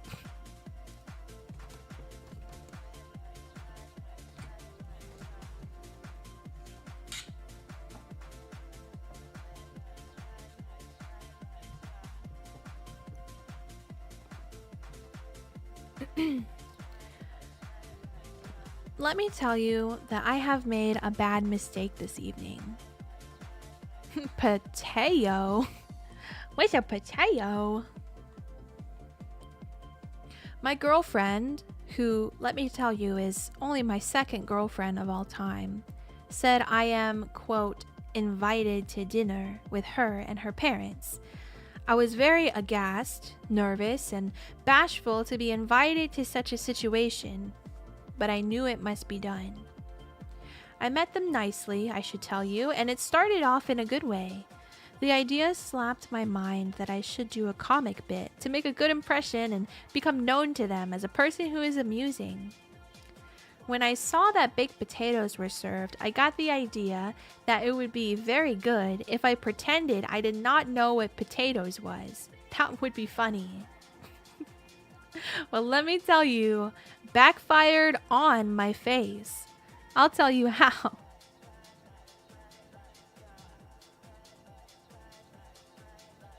This guy reads the dictionary. So first, when the potato became on my plate, I acted very interesting. I showed an expression on my face so as to seem that I was confused, astounded, but in a restrained way, curious and interested. They did notice and seemed confused but did not remark. So I asked, "This looks very interesting. What is this?" They stared at me and the mother said, "It's a baked potato." And I was saying, "Oh, interesting, a baked... what is it again?" And she was like, "A potato." And I was like, "A potato. Oh, interesting. Never heard of a potato. Looks pretty good." And then they didn't see I was clowning, but thought I really did not know what a potato is. So I knew I would be very shamed, humiliated, depressed, and disgusted if I admitted to making a bad joke. So what I did was to act as if it was not a joke, but I committed to the act of pretending I didn't know what a potato is. They asked me, very incredulous, did I really not know what a potato is? That I never heard of a potato? I went with it and told them yes, I did not ever even hear of a potato. Not only had I never eaten a potato, I had never heard the word potato. This went on for a bit, and my girlfriend was acting very confused and embarrassed by my fucked up antics. And then the more insistent I was about not knowing what a potato is was when them parents started thinking I did know what a potato was. Well, let me tell you, I had to commit 100% at this point. When I would not admit to knowing what a potato was, the father especially began to get annoyed. At one point, he said something like, "Enough is enough. You're fucking with us, admit it." And I said, "Sir, before today, I never heard of a potato. I still don't know what a potato is other than some kind of food. I don't know what to tell you." Well, let me tell you, he got very annoyed. I decided to take a bite of the potato, and when I did, I made a high-pitched noise and said, "Tastes very strange." That is when the father started yelling at me, and the mother kept saying, "What are you doing?" And my girlfriend went to some other room. Finally, the father said I should get the fuck out of his house, and I said it was irrational to treat me like this just because I never heard of a potato before. Well, let me tell you, he didn't take that kindly. Now, in text messages, I've been telling my girlfriend I really don't know what a potato is. The only way I can ever get out of this is for them to buy that I don't know what a potato is. I wish I never started it, but I can't go back. I think she will break up with me anyway. Why did he commit so hard?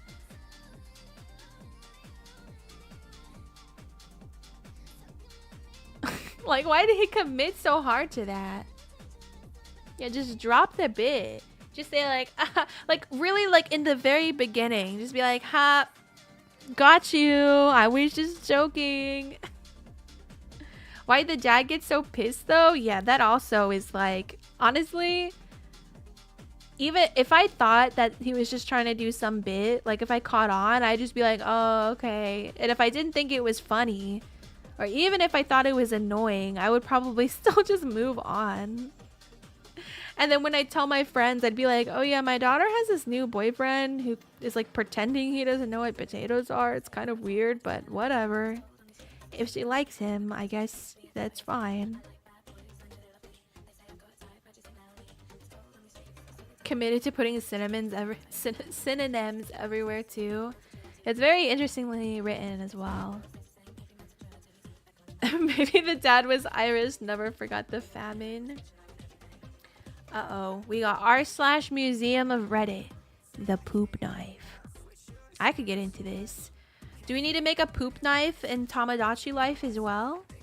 BRB, okay, Dooley, enjoy your lurk.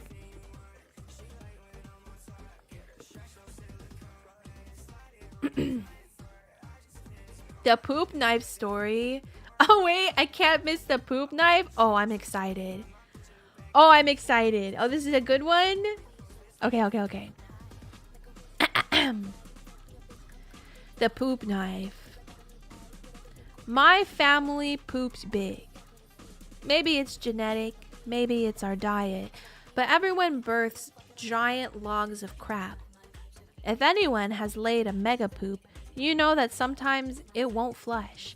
It lays across the hole in the bottom of the bowl, and the vortex of draining water merely gives it a spin as it mocks you.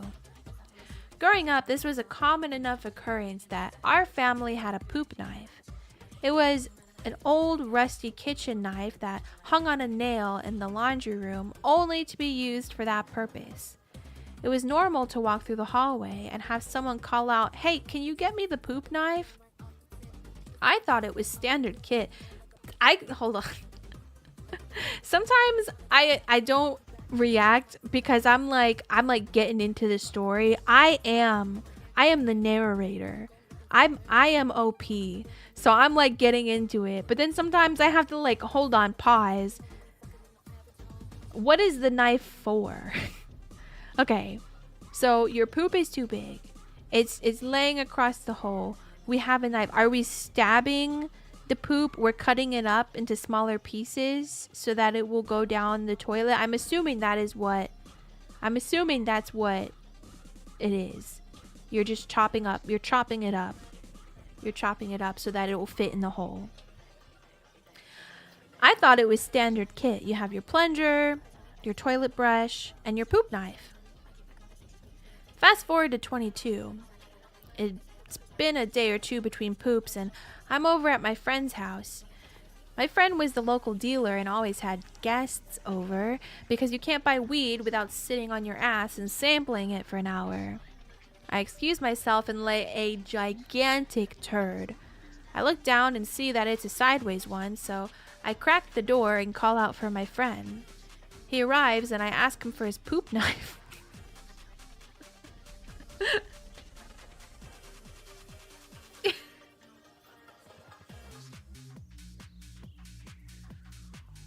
The poop knife needs to be a thing in Tamagotchi.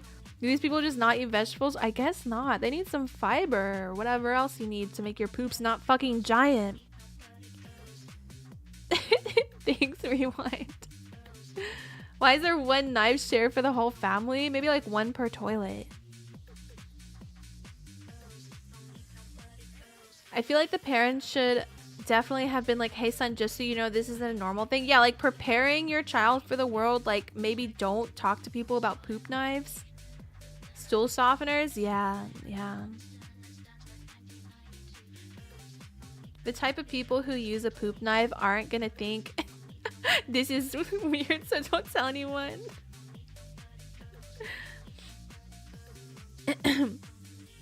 He arrives and I ask him for my poop knife. My what? Your poop knife, I say. I need to use it. Please? What the fuck is a poop knife? Obviously he has one, but maybe he calls it by a more delicate name. A fecal cleaver, a dung divider, a guano glaive. I explain what it is. I want and why I want it. He starts giggling, then laughing. Then lots of people start laughing. It turns out the music stopped and everyone heard my pleas through the door. It also turns out that none of them had poop knives. It was just my fucked up family with their fucked up bowels. Fuck my life. I told this to my wife last night, who was amused and horrified at the same time. It turns out that she did not know what a poop knife was and had been using the old rusty knife hanging in the utility closet as a basic utility knife. Thankfully she didn't cook with it. Oh my god. Thankfully. Wait, you married this woman and you never told her about the poop knife? You never told her about the poop knife? You like, I feel like that's something you tell someone before you marry them. By the way, I use a poop knife. By the way, when you move in with me, don't use this knife unless you're using it to cut up your poop. Hi, Red Light. First impression of you, by the way. It's a good one though, right? The urge to design packaging for the poop knife is strong. This was Kevin's family?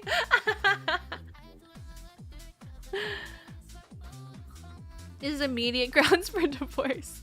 They got to marriage age and hadn't seen a doctor to find out there was a better solution. And there is. It's literally just taking Miralax every day. You just take, like, okay. If you guys, like... So there are people who, like, you can like damage something down there. I don't even know what it is, but there's something down there that it has to do with your poop, that it gets like damaged or whatever, and it makes it so that like you don't get the urge to go poop as often, and then whenever you finally do poop, it's a fucking giganto poop. And you just have to repair the muscles down there. And that's why you just take Miralax every day for a certain amount of time and give your stuff, your muscles down there, time to be repaired. There's no way you get married and don't know about the poop knife. It's insane. Welcome to a mild day. Is it mild? I don't know. Eat a singular strawberry once. Kegels and abdominal massages. Thankfully, she didn't cook with it, but used it to open Amazon boxes. She will be getting her own utility knife now. Edit common question. Why was this not in the bathroom instead of the laundry room? Answer. We only had one poop knife, and the laundry room was central to all 3 bathrooms. I have no idea why we didn't have 3 poop knives. All I know is that we didn't. We had the one. Possibly because my father was notoriously cheap about the weirdest things, so yes, we shared our poop knife. Did they clean the poop knife, like, every time? And where did they clean it? Did they just clean it in the bathroom sink? I have so many questions. Oh, to be in a room with one of these people. Oh, to be able to interview this man. Or woman. Did they ever specify? I don't think they did.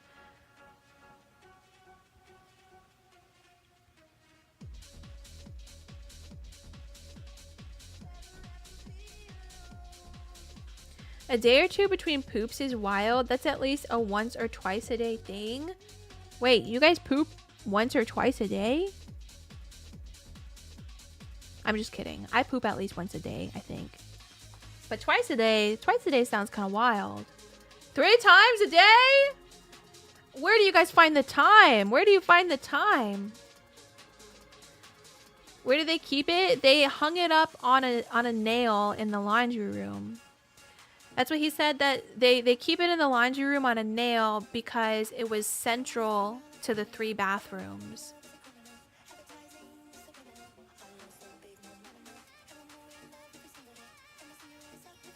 Three bathrooms? That's rich. I think for like a lot of like houses, like I can't even describe like what kind of house, but I've seen a lot of houses. There's like the master bathroom, and then there's like the other full bath, and then some places will have like a half bath, like that's just a toilet. So master bathroom, and then like a full bathroom for the other bedrooms, and then a half bathroom for guests. I could see that. Kevin's family is wild. Having 3 poop knives would be too much. I'm definitely like, look, if I needed a poop knife, I would have 1 poop knife per toilet. And I would have a poop knife cleaning station in every bathroom, because like that shit is getting sanitized after every use. 100%. Alright, we got 2 more. Let's get through these so that we have some time to play some Farm to Table, because I'm really excited to play that. Okay. Original OP's undying love for Franz Kafka character is unreal. So this is from r/best of Redditor updates. Emphasis on that shit. So true. Clean that shit, literally. I am not OP.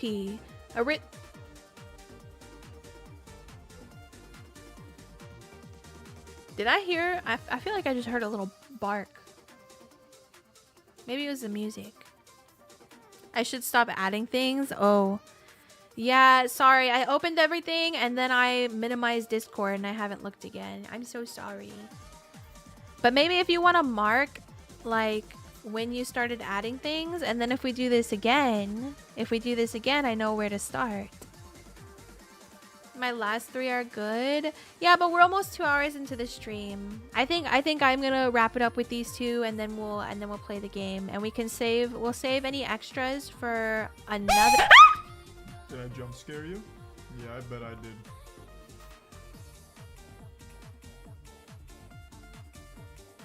That was so fucked up. I literally jumped. I jumped in my chair. Like, I got a good, like, foot of air. I got a good, like, one foot of air. But yeah, we can do Reddit Reacts again, for sure. That'd be a fun thing to do again. That was so messed up. Okay. I am not OP. Original post by user I love Roach in r/TIFU. Trigger warnings, cockroach. Mood spoilers. Fantasy defeats reality. Alright. Today I fucked up by admitting to my girlfriend that I pretend she is a giant cockroach when we have sex. I just slammed my fist on my desk. No way this is real. There's no way this is real. There is no way this is real. This can't be real, chat. Who would do that? Who would do that? There's just no way. Ever since I was a teenager, I have had very intense fantasies about having sex with a giant roach.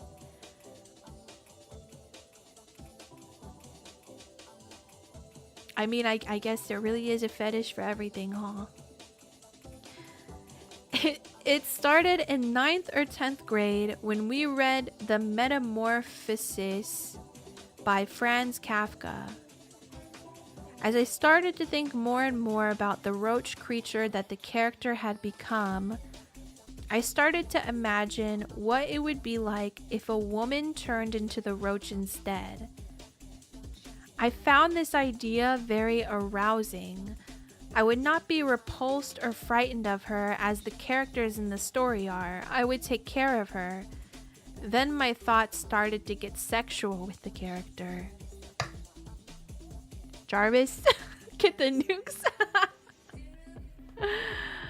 Oh my god. Eventually, I sort of dropped the bit about her having been a human woman at first, and I kind of imagined this fictionalized roach species.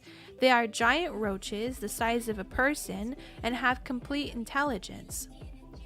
I kind of over time conjured up an imaginary friend of sorts. She was one of these roaches and her name was Ogtha. I would fantasize about her often.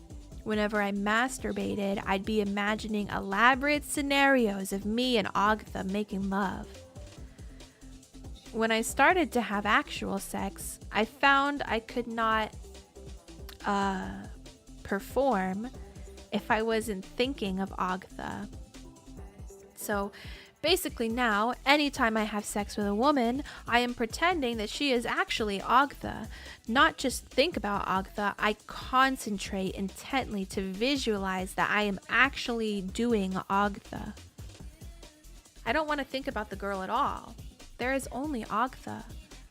Of course, this sex could never be as exciting as my fully imaginary sessions with Ogtha. There are things that her multiple appendages and antenna allow for that a human woman could never match. I don't even have words. So anyways, I've been in a relationship with my girlfriend for about a year. 3 or 4 times I have tried to have sex with her and not pretend she is Ogtha, but I just couldn't do it. So essentially, every time we have sex, I am imagining she is Ogtha. I finally confided this to her the other day, and I was blown away by her reaction. I thought she might take it a bit badly at first, but that she'd get used to it. No. I have never seen such a look of disgust before.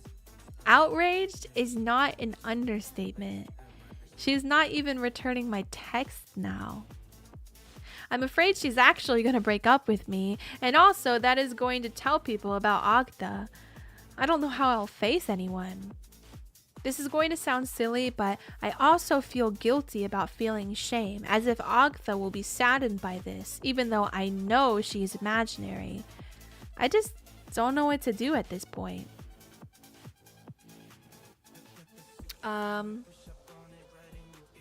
Uh-oh, an update, and then we got an update. Does this class as mentally cheating?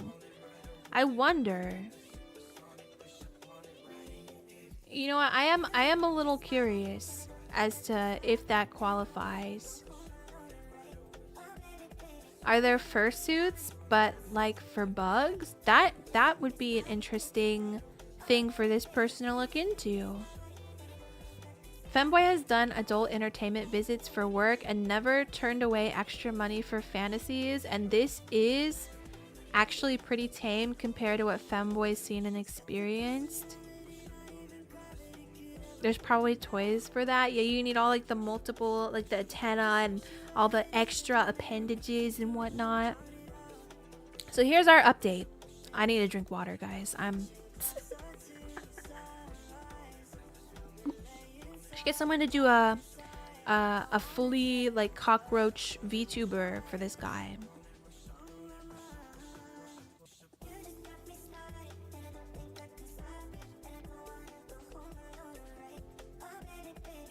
Cockroach is so fascinating as a choice. I feel like I could understand wasps because they're curvy and feisty. It seems like it's 100% because of the book they read. The book they read where I guess a person turned into a giant cockroach. Okay.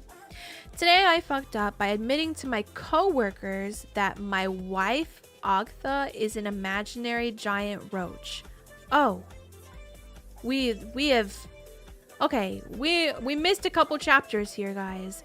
Last time he was just saying his girlfriend was mad at him because he pretends that she is Agtha when he's sleeping with her. Now we've jumped to I'm admitting to my coworkers that my wife, Agtha, is an imaginary giant roach.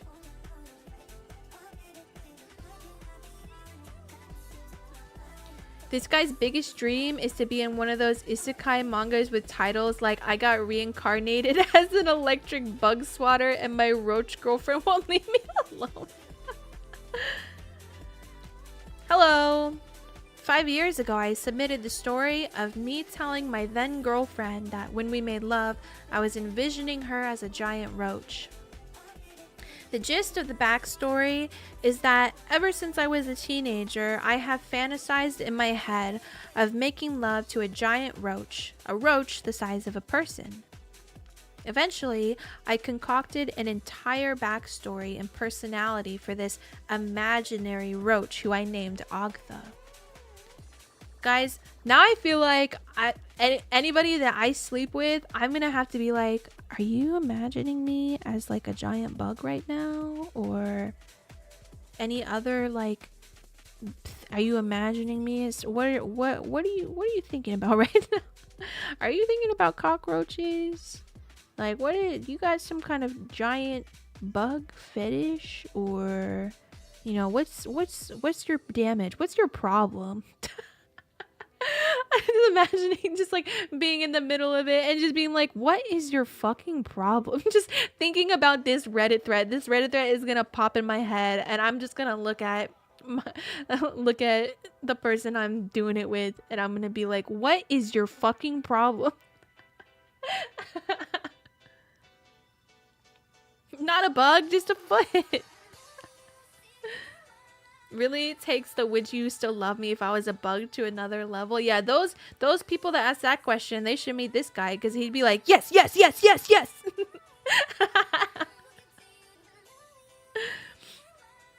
Okay, the gist of the backstory. Ever since I was a teenager, I have fantasized in my head of making love to a giant roach, a roach the size of a person. Eventually, I concocted an entire backstory and personality for this imaginary roach who I named Agtha. Whenever I would engage in private, pleasurable deeds, if you know what I mean, I would imagine in my head vivid and elaborate scenarios with Agtha. It got to be I could not perform with my actual partner unless I pretended they were Agtha. You might think of this scene in Blade Runner 2049, which my original Today I Fucked Up predates, by the way, where the main character makes love to a prostitute, but his hologram girlfriend kind of holograms over the body of the actual person, so he can pretend he's making love to his hologram. That is what it was like with me and Agtha, but instead of a hologram, it was just my imagination.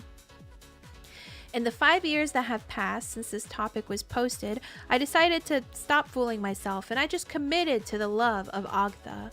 I know that she is not real per se, but in my head, she is an actual personality, and I am in love with that personality. I don't care if she is a roach or if she is imaginary, the love is real. Call me deluded, but it's harmless. It makes me happy. I have not had a real girlfriend since that incident 5 years ago, but occasionally I have had one night stands via online apps with the understanding of it being one night in advance. And on these times, I always envision the woman as Agtha, my sensual roach queen. Guys, I have a question for you. In a situation like this, do you think that somebody who thinks this way, you know, like they said, it's harmless and it makes them happy? Do you think that do you think that they should seek therapy or they should seek help? Or do you think because it's harmless and it makes them happy that it's okay and that is how they should live the rest of their life?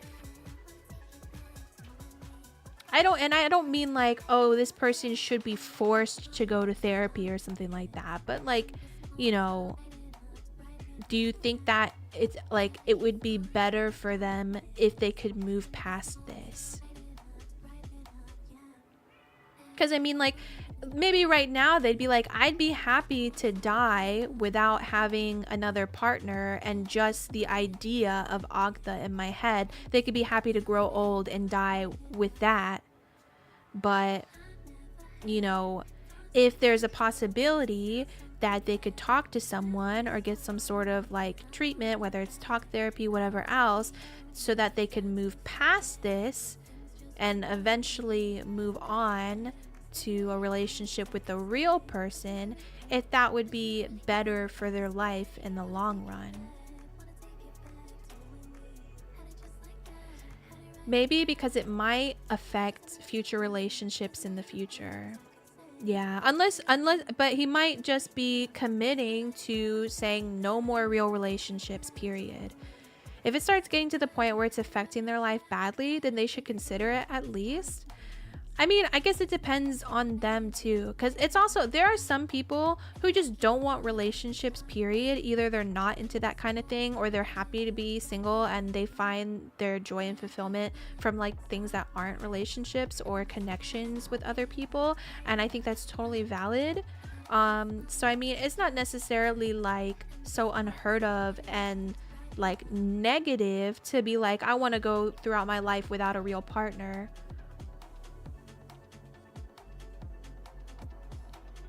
I'd recommend it to him if he was my friend. It's not harmless though. It's affecting his friendships and jobs. I guess that is true, but almost in the same way that like, okay, I would say if he was, I haven't read the rest of this story yet. I think he made a mistake by telling his coworkers that he was married, because based on the title of this, his coworkers found out that his quote wife was his imaginary giant cockroach wife. You know, that's where it's affecting his friendships and jobs, perhaps. But I mean, if it was something that he kind of kept to himself and it was his own like secret fetish or whatever, because I mean, you wouldn't tell your friends and your coworkers about like your fetishes, right? So I mean, like, you could kind of keep that kind of thing a secret. Kind of glad that he has realized a long-term relationship isn't fair on the other person. If it's one night stands and there's no emotional attachment to the person, I think it's fine, because his emotional attachment is to Agtha. Yeah, it is good that he isn't like leading anybody on, because it like, you know, having a partner and like literally not being able to be intimate with them without imagining someone else, even if it is a giant cockroach woman, you know, let them be. Either they never recreate and the problem solves itself, or they find someone that matches their freak and are happy. Don't let that motherfucker anywhere near an actual roach.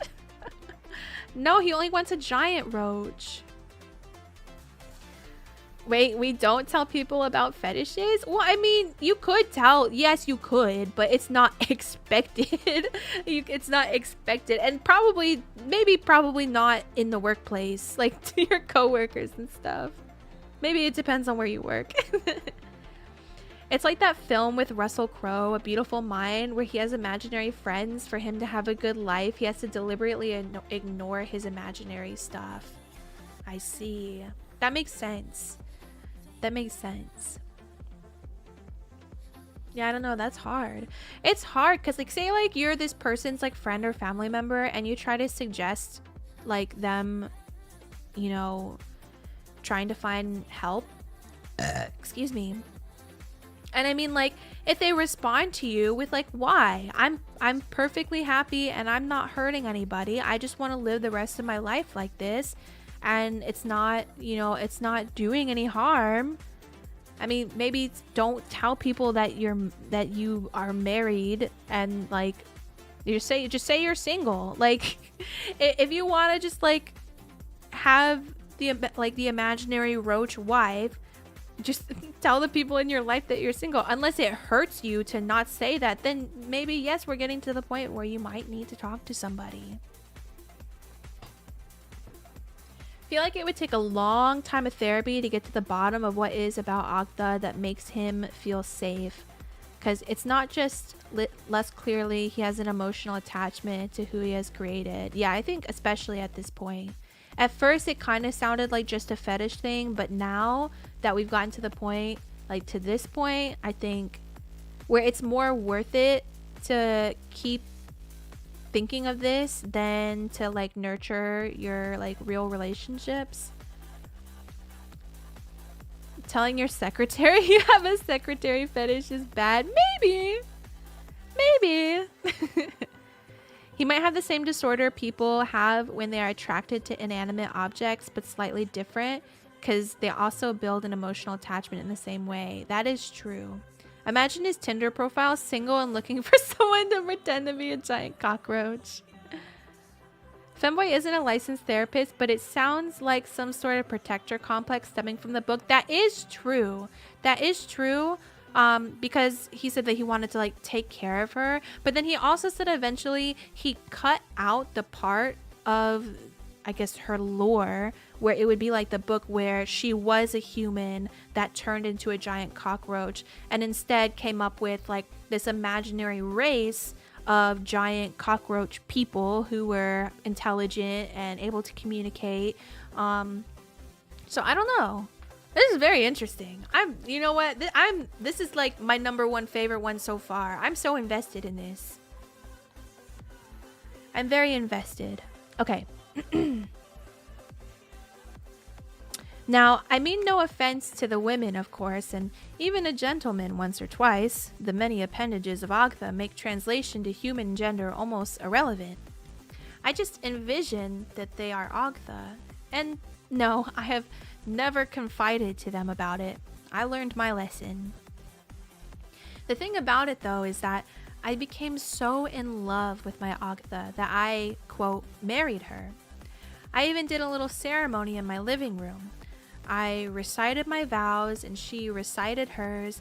I even went on a honeymoon, which technically you could say was a solo vacation to New Orleans for a week. But in my mind, Agtha was with me the entire time. In my mind, I think of her as my wife. Okay, now I'm teetering on. I am picturing this person in their living room by themselves, having a wedding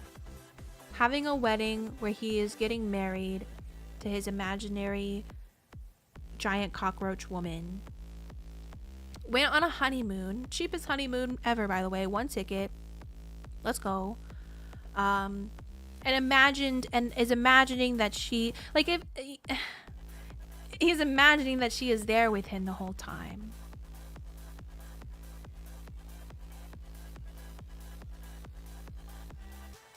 It'd be awkward if they moan their name during the deed. Can we delete the internet and that guy? I wouldn't delete him. I'm so intrigued. I weirdly think it's quite sweet. If it's something that makes him feel safe and happy, no one else is being trapped in that situation, then I think it's fine. It's clearly a trauma of some kind. Yeah, I think to get this far, like, there's something, like, ticking. Like, there is something that has, like, that is ticking up there. Now here's where I fucked up. I got so used to thinking of her as my wife in my head that a few months ago at work, I nonchalantly said my wife in some innocuous sentence. I think it was something like, oh yeah, me and my wife love that show, in regards to Chopped. Oh, I love that show too. So now everyone was asking me about my wife because they had never heard I was married or even dating anyone. Everyone kept pestering me, wanting to know about her, wanting to see pictures. I became full of panic. I did the one thing I swore I would never do again. I talked to other people about Agtha in real life. All right, before I read more, I want to say that I really hope that he just says, like, if he's gonna try to sort of tell the truth, I hope he just says she is an imaginary wife and he leaves out the giant cockroach part, because why would you need to include that information? why would you need to include that information?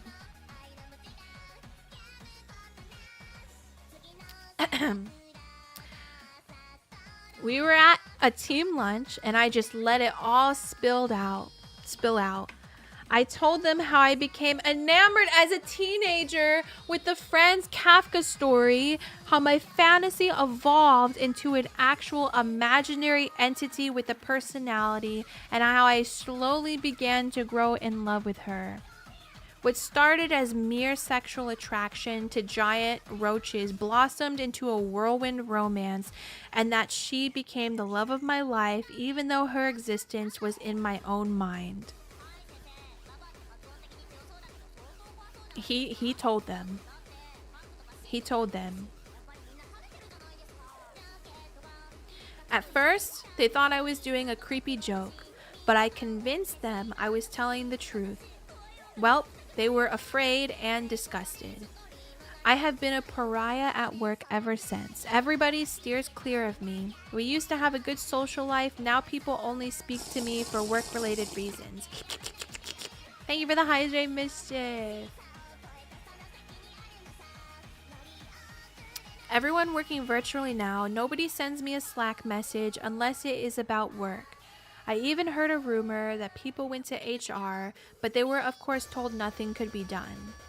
I have lost my good work friends because of this, and it is indeed jeopardizing my career because my bosses think I am insane. I have ruined my friendships and future career prospects due to my honesty. Yeah, so now I can see where it is affecting his friendships and his job. I'm thinking of starting to look for a new job, although it is difficult in the current environment. I can start fresh elsewhere though. No matter what, I will be staying with my wife Agtha. For me, it's Agtha forever.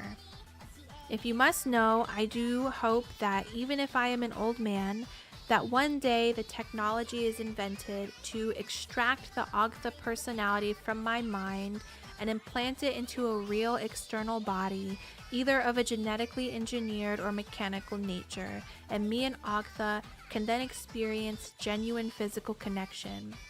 But if she must remain within me, that is fine. Her love keeps me warm on the coldest of nights. That is...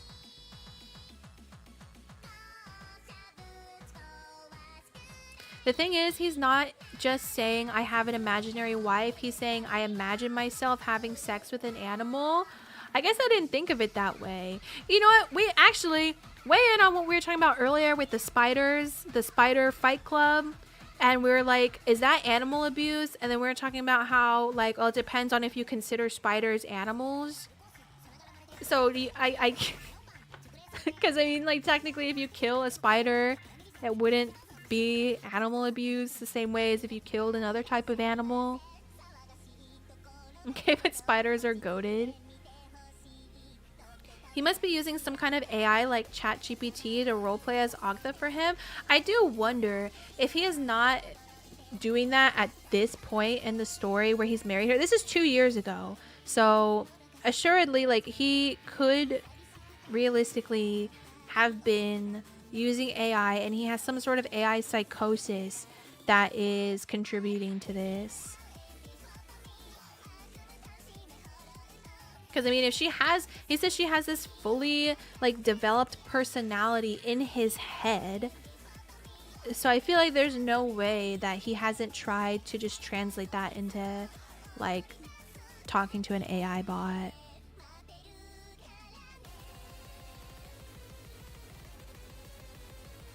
He's created something he can't lose to anyone else because she is unique to him and not real, so she can't betray or leave him.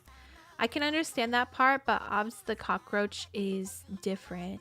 Yeah, I think that is what makes this story different, because there are a lot of people that do this type of thing with like imaginary characters, OCs, as you said earlier, like inanimate objects, things like that. Just things that just aren't real. Just quote people or things that aren't real, like things that you could have relationships with. All right.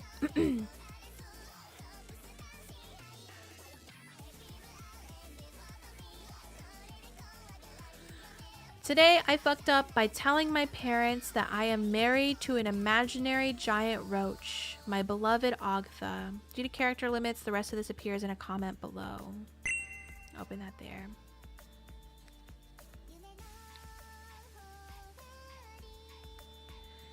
Is he like doing it as like a cockroach or something like that one Pokemon? Imaginary part is similar to like parasocial behavior in a way. Yeah. I guess the fact that she is completely unique probably adds to it. Yeah, and then part of like the sexual part for him is that she's like there are things he imagines with her extra appendages and like antenna and stuff. Yeah, why does he keep telling people? Stop telling people. Yeah, why is imaginary in air quotes? All right, part 3. A few of you may recall some years ago I posted about my love. This is 1 year ago, by the way. Well, okay, 1 year ago in this comment, and this was okay. So this would be 5 years. So this was posted 4 years ago, and this is so like 5 years ago, I guess. A few of you may recall some years ago I posted about my lovely Ogtha, and you can find in my post history. My new story requires an explanation of Ogtha. For those who don't know, I will try to be brief. We had to find it here. Basically, many years ago okay, let's skip to the part we know. No, I'll just fucking read it, whatever. Many years ago as a teenager, I became fascinated with the Kafka story, The Metamorphosis, and I began to fantasize about a character like that, but a woman. Essentially a giant roach. I found this very erotic.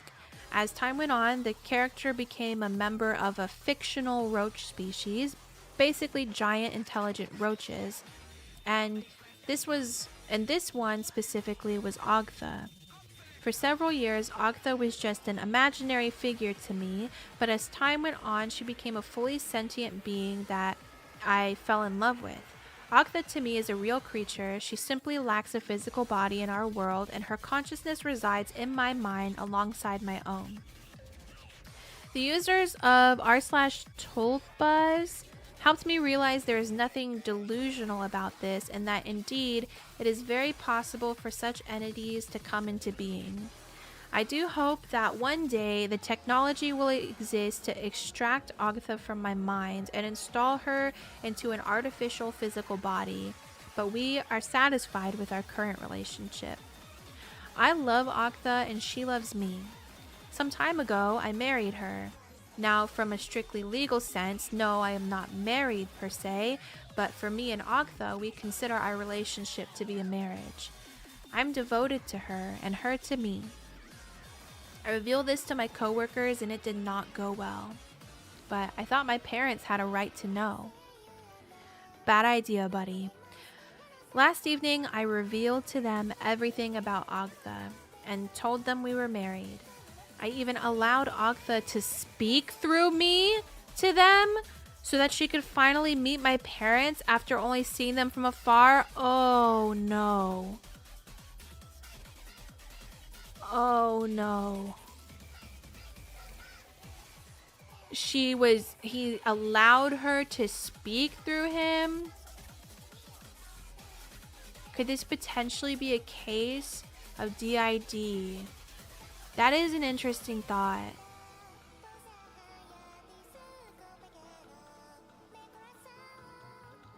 That is a thought. Like maybe like a special,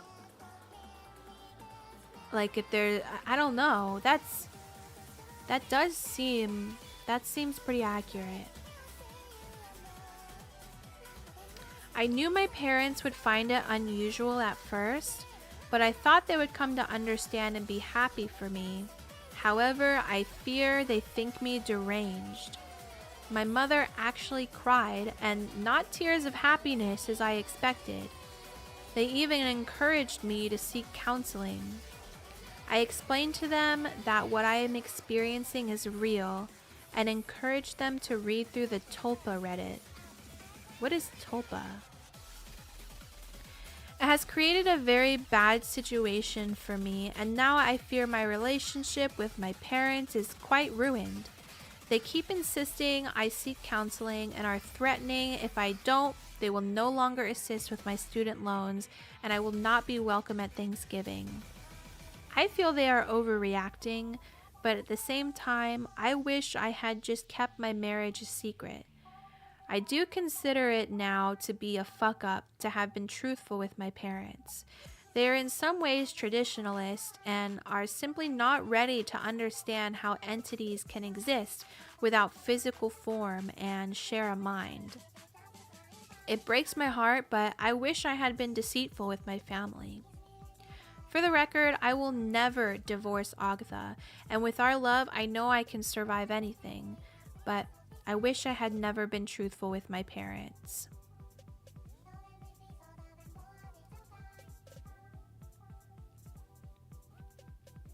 Not sure it's exactly the same, but it would be similar if two personalities in DID fell for each other. I don't know of any cases of that to compare to.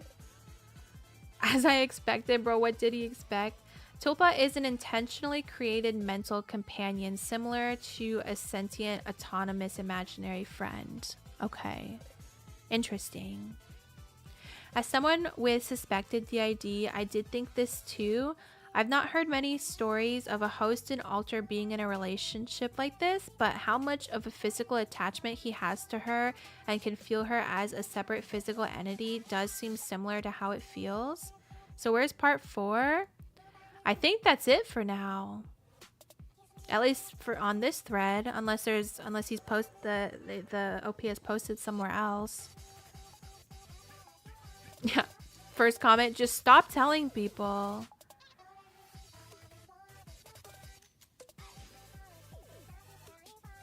That's crazy.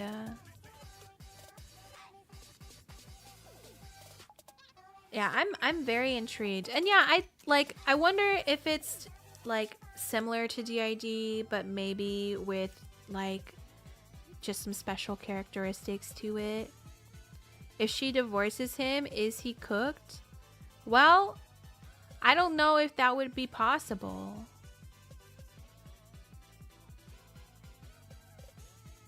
I don't know if DID was the right word. It was just the first thing I thought. I mean, there's similarities to it.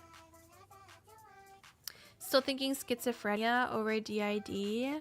Well, he hasn't, at least he hasn't communicated that he like sees or hears her necessarily. He's been pretty clear through all the posts that it's like everything is happening in his mind.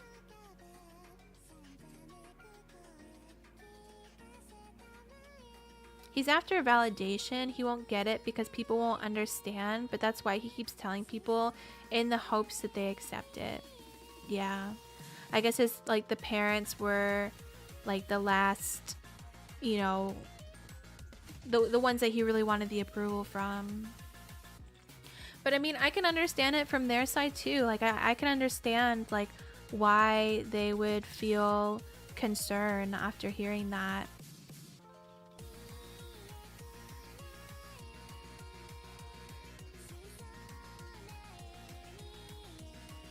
Wowzers. Well, I hope to get another update on this one at some point.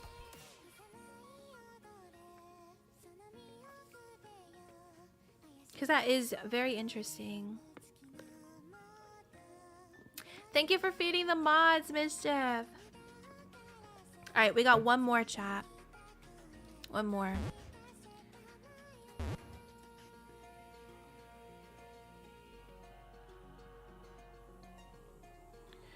Okay, so this one, for the hitchhiker one, am I only reading the top comment, or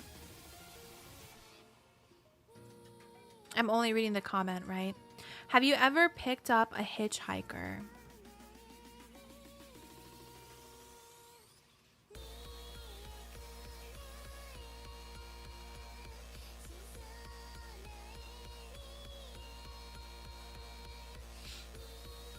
Alright, so on r/ask Reddit, have you ever picked up a hitchhiker?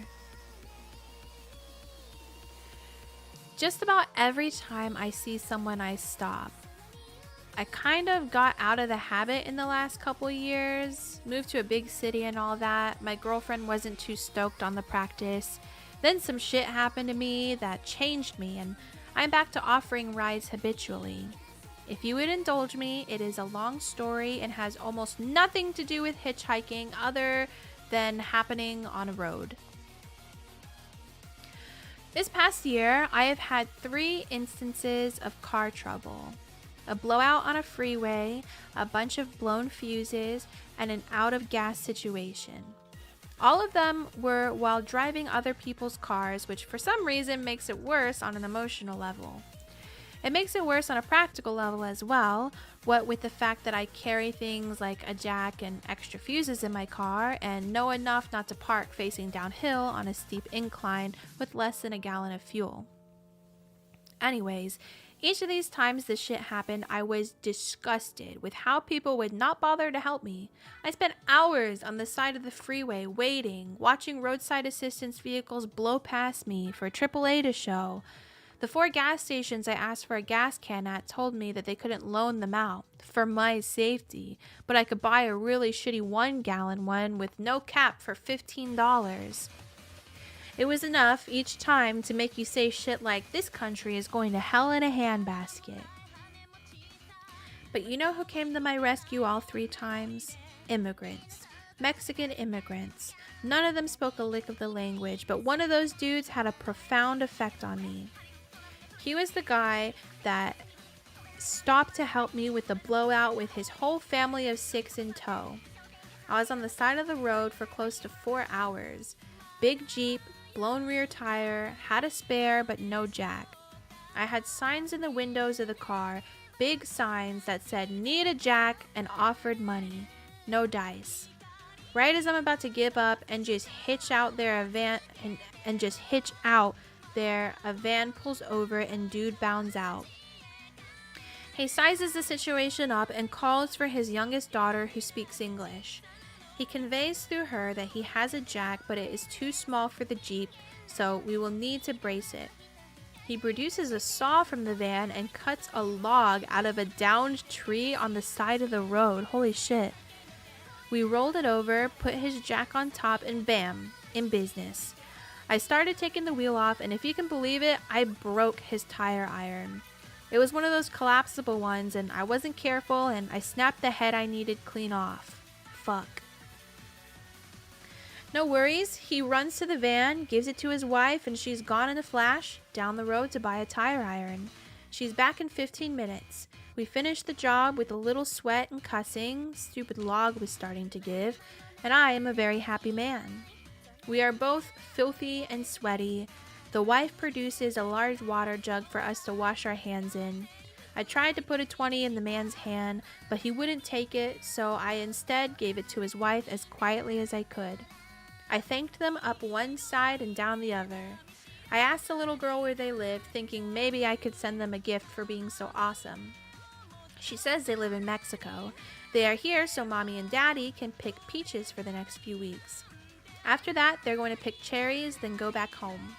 She asked if I had lunch, And when I told her no, she gave me a tamale from their cooler. The best fucking tamale I have ever had. So to clarify, a family that is undoubtedly poorer than you, me, and just about everyone else on that stretch of road, working on a seasonal basis where time is money, took an hour or two out of their day to help some strange dude on the side of the road when people in tow trucks were just passing me by. Wow. But we aren't done yet. I thank them again and walk back to my car and open the foil on the tamale because I'm starving at this point. And what do I find inside? My fucking $20 bill. I whirl around and run up to the van, and the guy rolls his window down. He sees the 20 in my hand and just shaking his head no, like he won't take it. All I can think to say is por favor, por favor, por favor with my hands out. Dude just smiles, shakes his head, and with what looked like great concentration, tried his hardest to speak to me in English. Today, you, tomorrow, me. Rolled up his window, drove away, his daughter waving to me in the rear view. I sat in my car eating the best fucking tamale of all time, and I just cried. Like a little girl. It has been a rough year, and nothing has broke my way. This was so out of left field, I just couldn't deal. In the 5 months since I have changed a couple of tires, given a few rides to gas stations, and once went 50 miles out of my way to get a girl to an airport, I won't accept money. Every time I tell them the same thing when we are through. Today you, tomorrow me. TLDR, long rambling story about how the kindness of strangers, particularly folks from south of the border, forced me to be more helpful on the road and in life in general. I am sure it won't be as meaningful to anyone else, but it was seriously the highlight of my 2010. Holy, 2010. That's a long time ago, guys. Aw, that was a nice one to wrap it up with.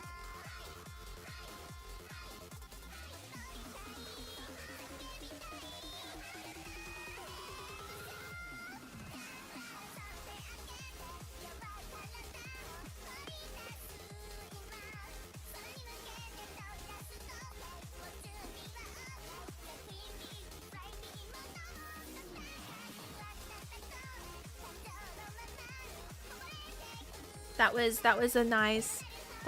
was a very nice, sweet one to wrap up with.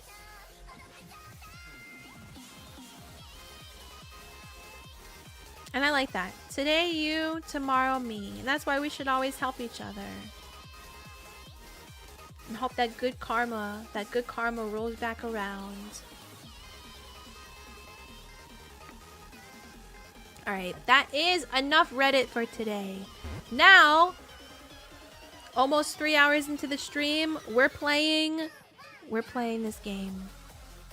We're playing Farm to Table, which I'm really excited about. And guys, I don't know if any of you were here to hear me say this, but Farm to Table also has Twitch integration. So you guys will be able to come eat at my restaurant. I didn't know I was going to be doing Reddit reacts for this long, so we might have to do another Farm to Table stream next week. Farm to Table. Boop.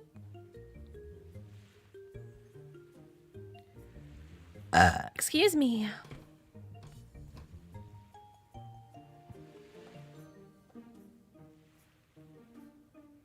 Alright, how is the game sound for you guys? It's not too loud, is it?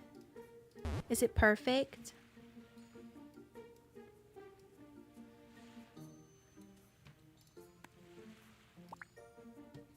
Let me make sure that my Twitch is still connected.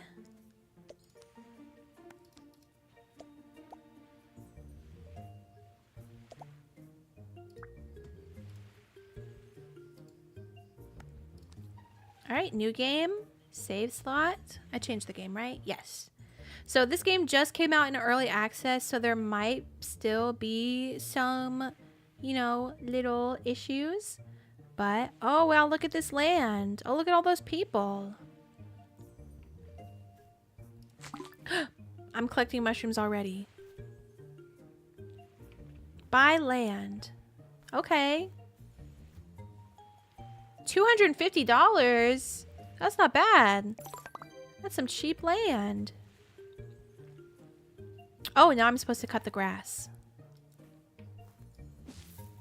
Oh, okay.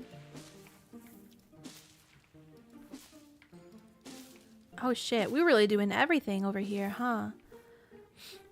So I think I had kind of talked to you guys about this game a bit. I kind of explained what it was, but it's a cooking game where all the ingredients for everything that you sell in your restaurant, you source yourself. So we're going to be doing a lot of animal rearing and farming and whatnot.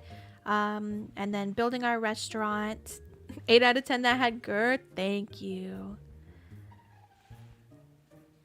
And then you guys are going to come, you know, eat at my restaurant. I can't collect these wild berries. Okay, so open the build menu with 1. Oh, what am I supposed to buy? Build a cook station, build a simple stove, build a shelf. Okay, we don't have a building yet, but that's okay. We don't need it. Simple stove.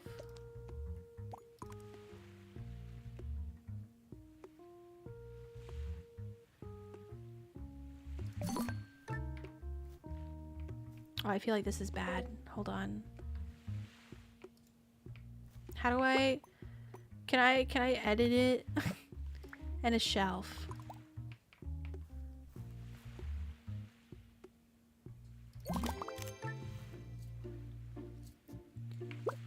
Alright, how can I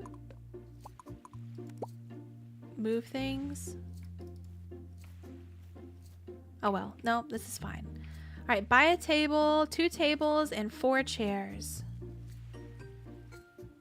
This is not the Bratatouille stream I imagined. What? It's okay. You gotta let me cook. You gotta let me cook. So 2 tables, 4 chairs.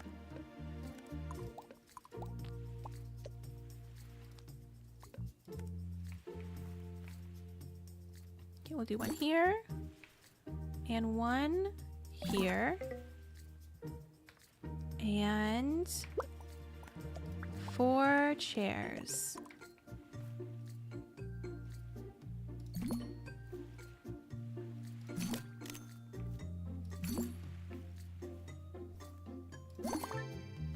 All right, sick. Okay. Now we go gather some more mushrooms. Collect. We're gonna place our harvested crops on the shelf. Oh, nice. Place fresh mushrooms on the stove.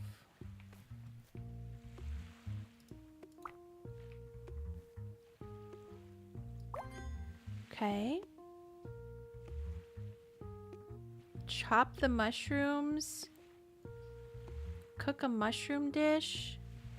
How do I chop the mushrooms? Oh, chop. Oh, chop, chop, chop. Okay. And then cook. Okay, we're cooking. Okay, good night, Rewind. Get some good rest. Thank you so much for hanging out with us and sharing. I appreciate you. We'll see you later. Okay. Now we need to... We made sauteed mushrooms. It's earthy and spongy. And we're gonna place it on the cook station. Okay. Press 2 to open the menu and add a new recipe. Here we go. Add to menu. Alright. How do you achieve all this with just a mushroom? You know what? I'm not gonna lie. I don't know.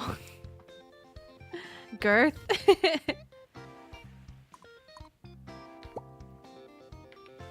Okay. Now we're gonna go pick some flowers. Flowers. Place flower vases on your tables and refresh them daily to boost your decoration score and attract more customers. I'm just more shocked that I was able to just put all this stuff outside. Okay, 2 empty vases. 1, 2. Place flower. Place flower.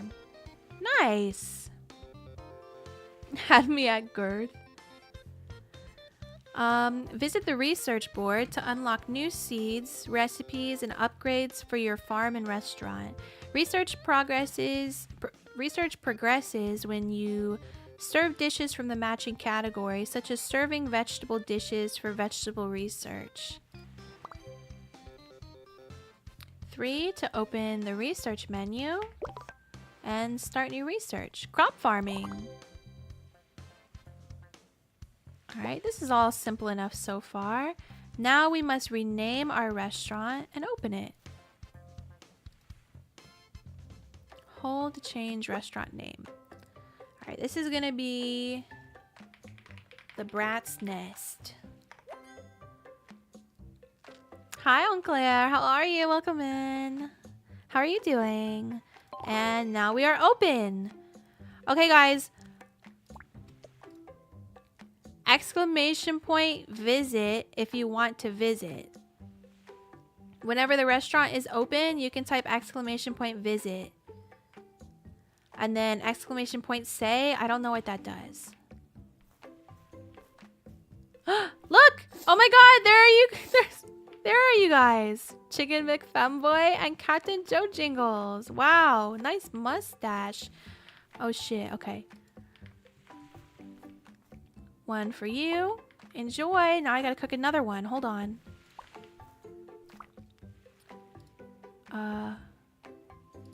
Chop, chop, chop, chop, chop. Cook. Oh, and it's Wyoki! Chat, this meal has to land. I have emotional investment now. Hey, you said that?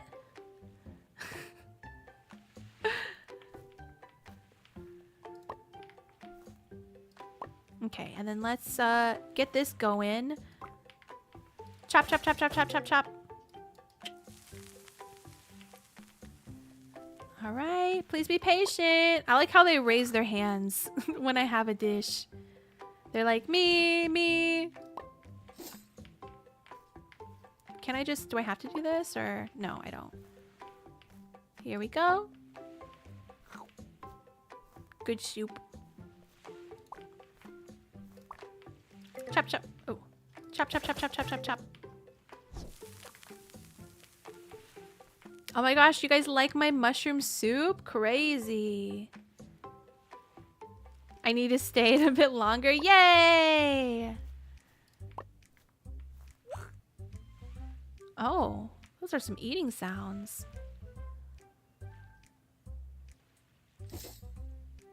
Oh, hello. I'm so sorry, Tom. I'm so sorry. Chop, chop. Chop, chop, chop, chop, chop, chop, chop, chop, chop. We need girth in the soup? Oh.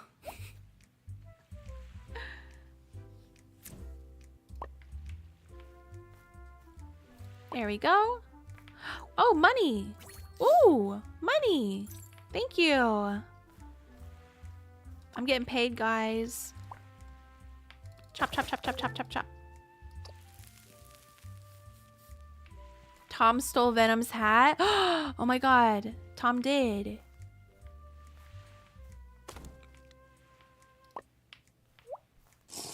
Here we go. Thank you for the hydrate. I'm working so hard. Sounded like Mr. Krabs. Ooh, money. Uh-oh, I'm missing ingredients. When shelves do not have enough ingredients for a recipe, customers may be patient enough for you to restock. Gather missing ingredients in the forest or water your seedlings. Okay, I'm going. Collect, collect, collect, collect. Don't worry, guys. I'm getting more mushrooms. Imagine you go to a restaurant and you just see like the chef. The chef just running around outside picking mushrooms.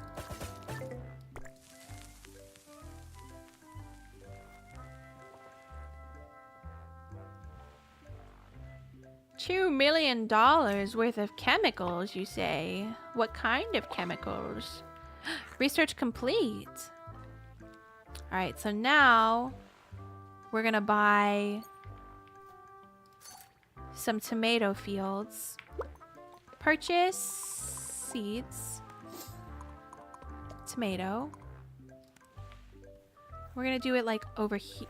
Oh, I can only do it where the grass is cut. Alright, we're gonna do it right here. 2 tomato fields. But I also need to keep cooking. Chop, chop, chop, chop, chop, chop, chop. Hi, Sleepy. Oh, I love your penguin hat. I love it. The ones that turn the frogs gay? Wait, I love those ones. Those are my favorite chemicals. Oh, you're done. I'm sorry, I'm sorry. I'm trying to go faster.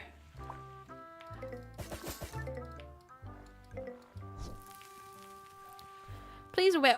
Ooh. I heard this place seasons the tables, too. I do my best. Please be patient. I'm doing my best. I'm doing my best. Wait, why is Rewind... Rewind's, like, patient bar was so low. Chop, chop, chop, chop. Don't worry, Sleepy. It's coming. It's coming. Ooh, money. Oh. That's what you meant by seasons the tables. It was dirty.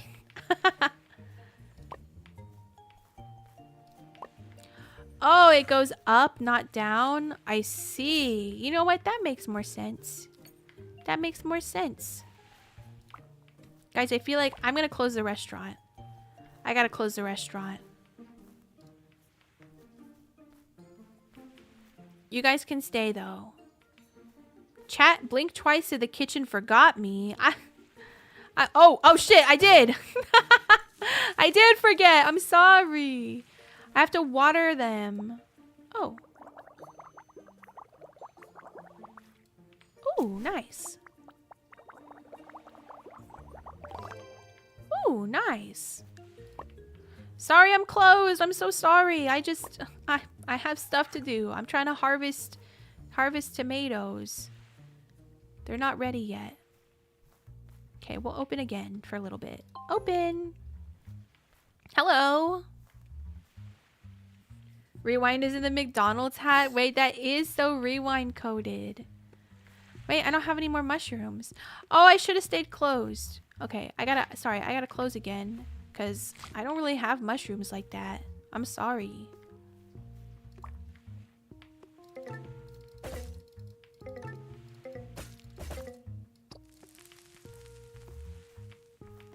Okay.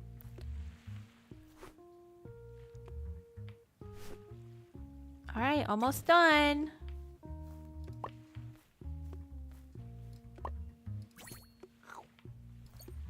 Clean the table. Tomatoes.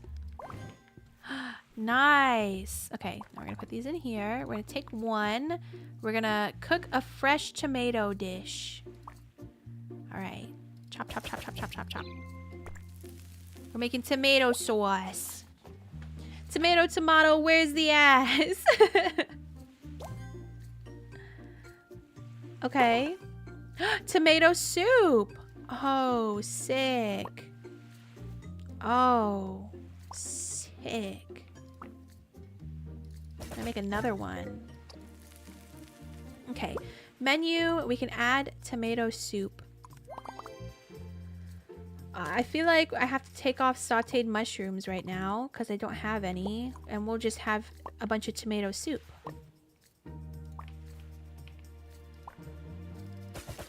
I'm just going to make it all now. And then more research. Oh, I have to serve a hot tomato soup 5 times and then upgrade a recipe. Okay, we're open. We're open. A butterfly. Wait, come back. You're beautiful. Greets. Hi. Oh, okay, bye. They don't want to be here. Quovi would love Vipai's tomato soup. Oh, let me make some more.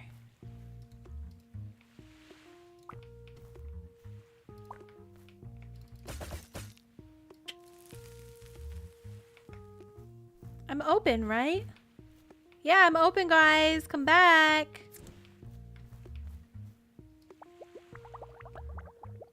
I forgot I had to water these. Fwick.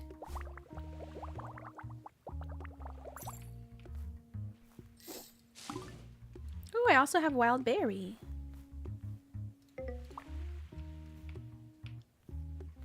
Oh my god, it's Nephoris. This kitchen is one mistake away from becoming a clip. Are you clip farming me? Before ending the day, put all items on the shelves or they'll spoil overnight. Crops only grow the next day, so end the day to keep them growing. Oh, so this isn't gonna grow.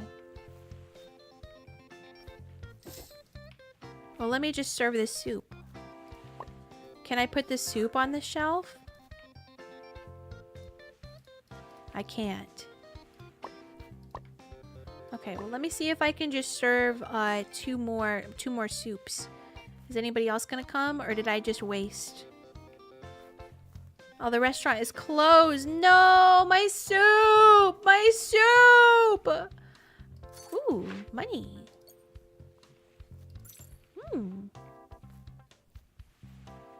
Well, I guess we have to end the day. Is it enough to type visit once, or do you need to type it every time you want to visit? I actually don't know. I'm not so sure. All right, we made some big money on our first day. Not quite a 1-star restaurant yet, but we'll get there. And we got 14 new likes, guys.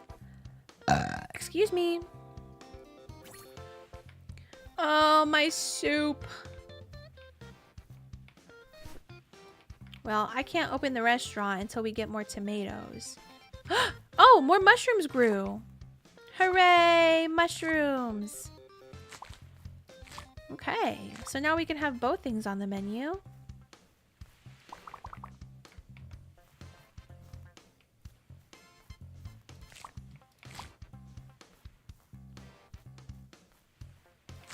Ooh, and more wild berries. I think I need to put it in a different... Maybe I have to do it like this. Why can't I collect these ones? Maybe they just haven't grown yet. Tomatoes!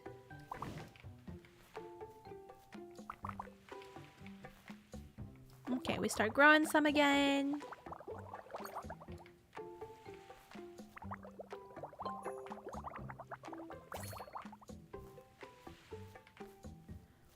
Okay, let's, all right, we add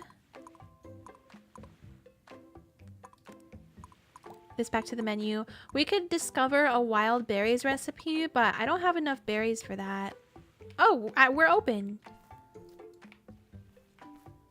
Can I find any more cool things if I go explore? More mushrooms. Oh, I can really like get out there and explore, huh? Hello. Oh my god, there's animals out here.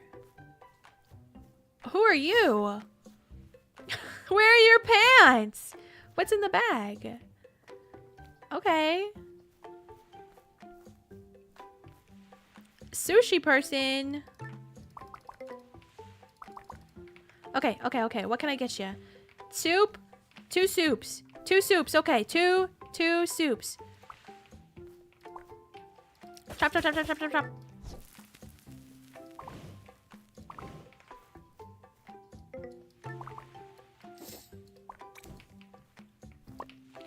All right, 1 soup for you.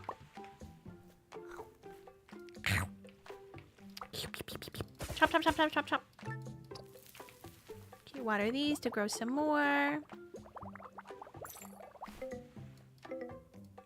Not enough money. Oh, I'm poor. Oh no. Soup for you. Soup and oh, mushroom. 1 soup, 1 tomato soup, 1 mushroom soup.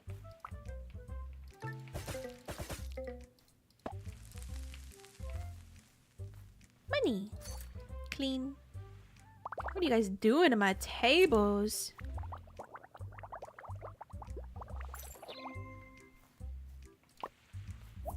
Realky Wiener! Oh, let's check out our research. Fast travel unlocks fast travel back to the restaurant. Wait, that's sick. Customer patience and tips. Let's do tips first, and then we'll do fast travel, because more money is better right now. Mushroom, tomato. Okay. I got you, I got you. We got plenty of mushrooms. Chop, chop, chop, chop, chop, chop, chop.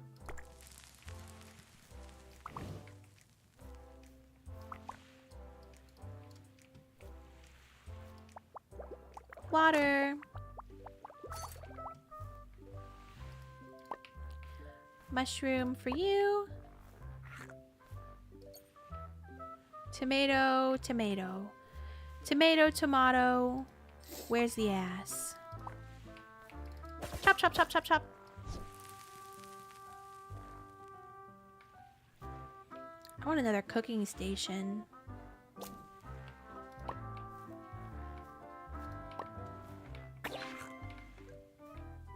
I also thought the wiener outfit was fabulous. Ask me about my wiener. Oh, and the ostrich one? Wait, these outfits are so cool. Oop. Kind of dirty.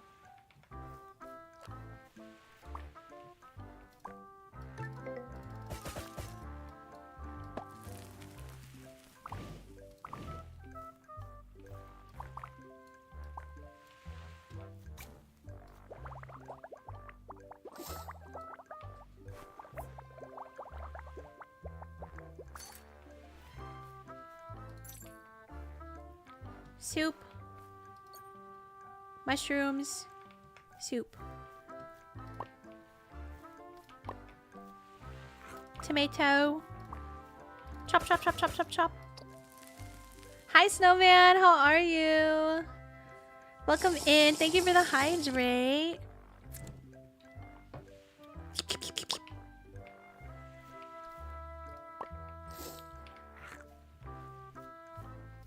Mushroom.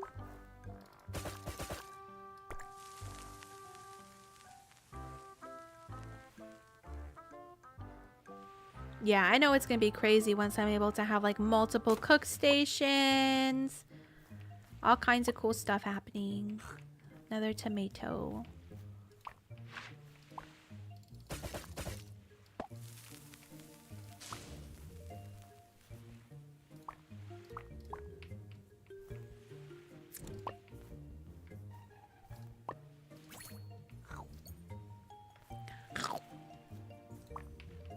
Let's try to make this berry thing.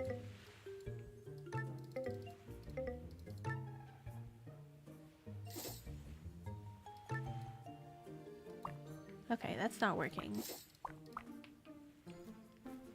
I'll have to see if we can figure it out. Tomato. Tomato soup and mushroom.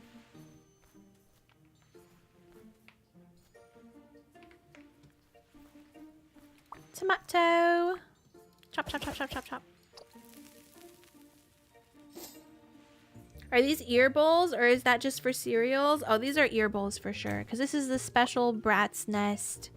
The special Brat's Nest restaurant. You get this special ear bowl. Ear bowl tomato soup. I'm curious what the ostrich neck and head are for. What's inside of them? Damn, he packing. He's packing. Good soup. Research complete. Poggers.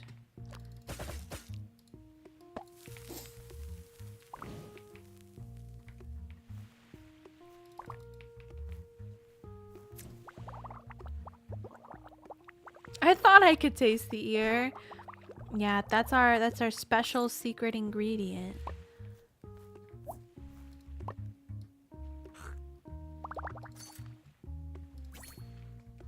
Mushroom. Mushroom dance. Mushroom dance. Whatever could it mean? If food smells good, it's already halfway cooked. You know what? I think that's fair. And you want tomato soup. Tomato. It means you lived a life of sin. Oh, that's just ear honey. Special ear honey. Oh yeah, I could see myself getting lost in this game for hours, you guys. I could play this for hours and hours. I love a good little loop, and I mean the game's only just started. Yes, 1 tomato soup.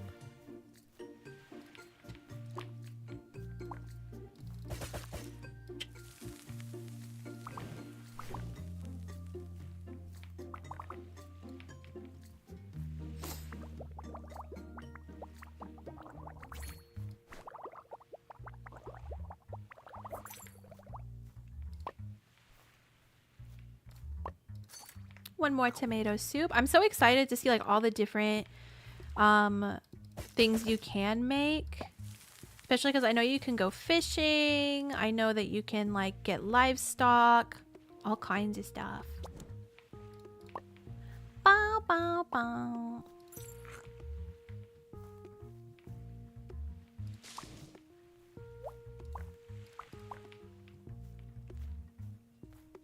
Hello, what can I get for you? Mushroom soup. Mushroom soup. Mushroom soup. Whatever could it taste like?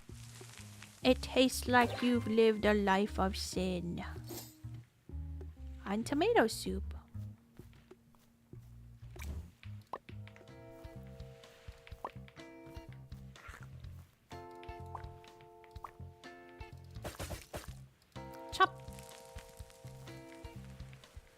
Okay, what else can we research? Fast travel, handy hazel access.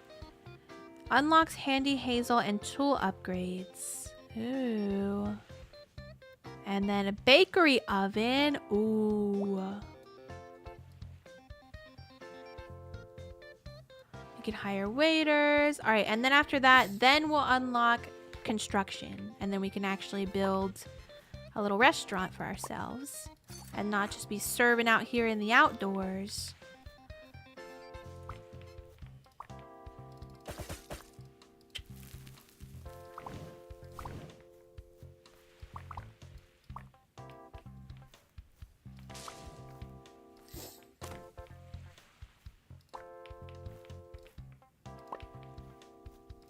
There we go. How about for you? Another mushroom. Ooh, what happened to this table? Gross. Mushroom. Chop, chop, chop, chop, chop, chop. I would find it hard to kill the animals though. Yeah, I wonder how that goes. Okay, I'm meant to be upgrading a recipe. Let's see if I can do that. Let's upgrade the mushroom soup. Upgrade. Level 2 sauteed mushrooms. And you're my first taster.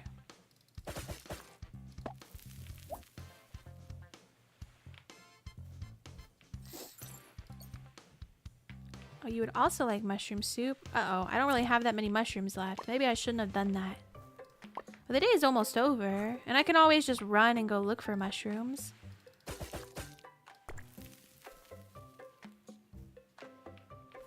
Please tell me you want tomato soup. Okay, you do. Perfect.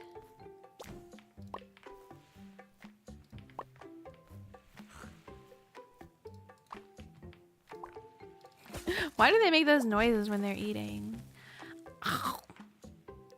Reach the required seating capacity. So that means we need another wooden table. We'll put right here. And then we'll do 2 more wooden chairs. Perfect.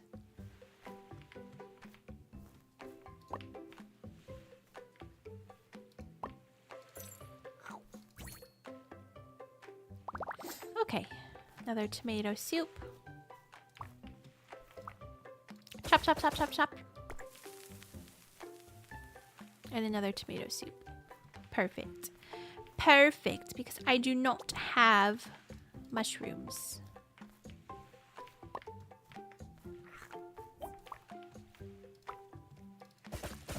Okay, good night, Rewind. Thanks for hanging out a little longer. I'm glad you got to see the game. Who's that in the lobster outfit? Oh, they want mushroom. Okay, hold on. Okay, let me start a tomato and then I'll go look for some mushrooms. Oh, we getting busy. Oh, we getting busy. I'm gonna go look for mushrooms. Don't worry, guys. I'll be back. Don't go anywhere. I think there's some mushrooms out here. Excuse me. There's one. Aw, a little rat. We can make ratatouille.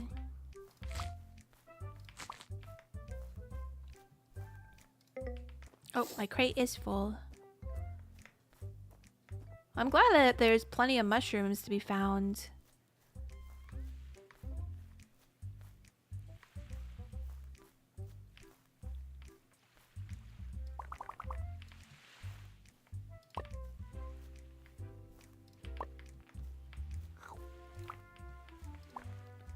Chop, chop, chop, chop, chop, chop. Okay, I think it's just 1 mushroom and everybody else wants tomato. Oh, there's 1 more mushroom as well.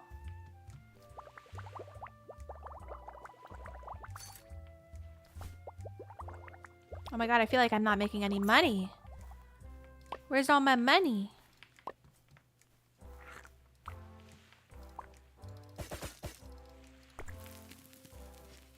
Where's all me monies?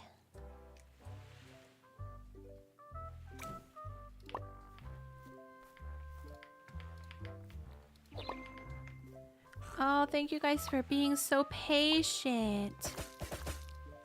Oh man, the dinner rush is no joke, guys. No joke.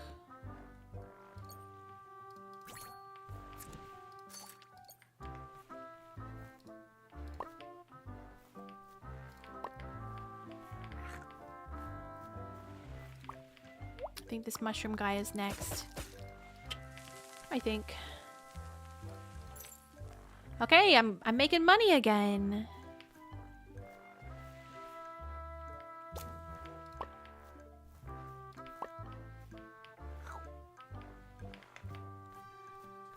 Tomato. Oh, that's right. The tomatoes don't grow at nighttime. Monka.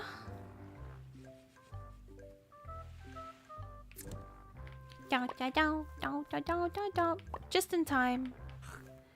Perfect. Clean this. We should be closed, I think. We are. Okay. So now let's take a look at the research. We'll get customer patience, and then we'll work on these things over here.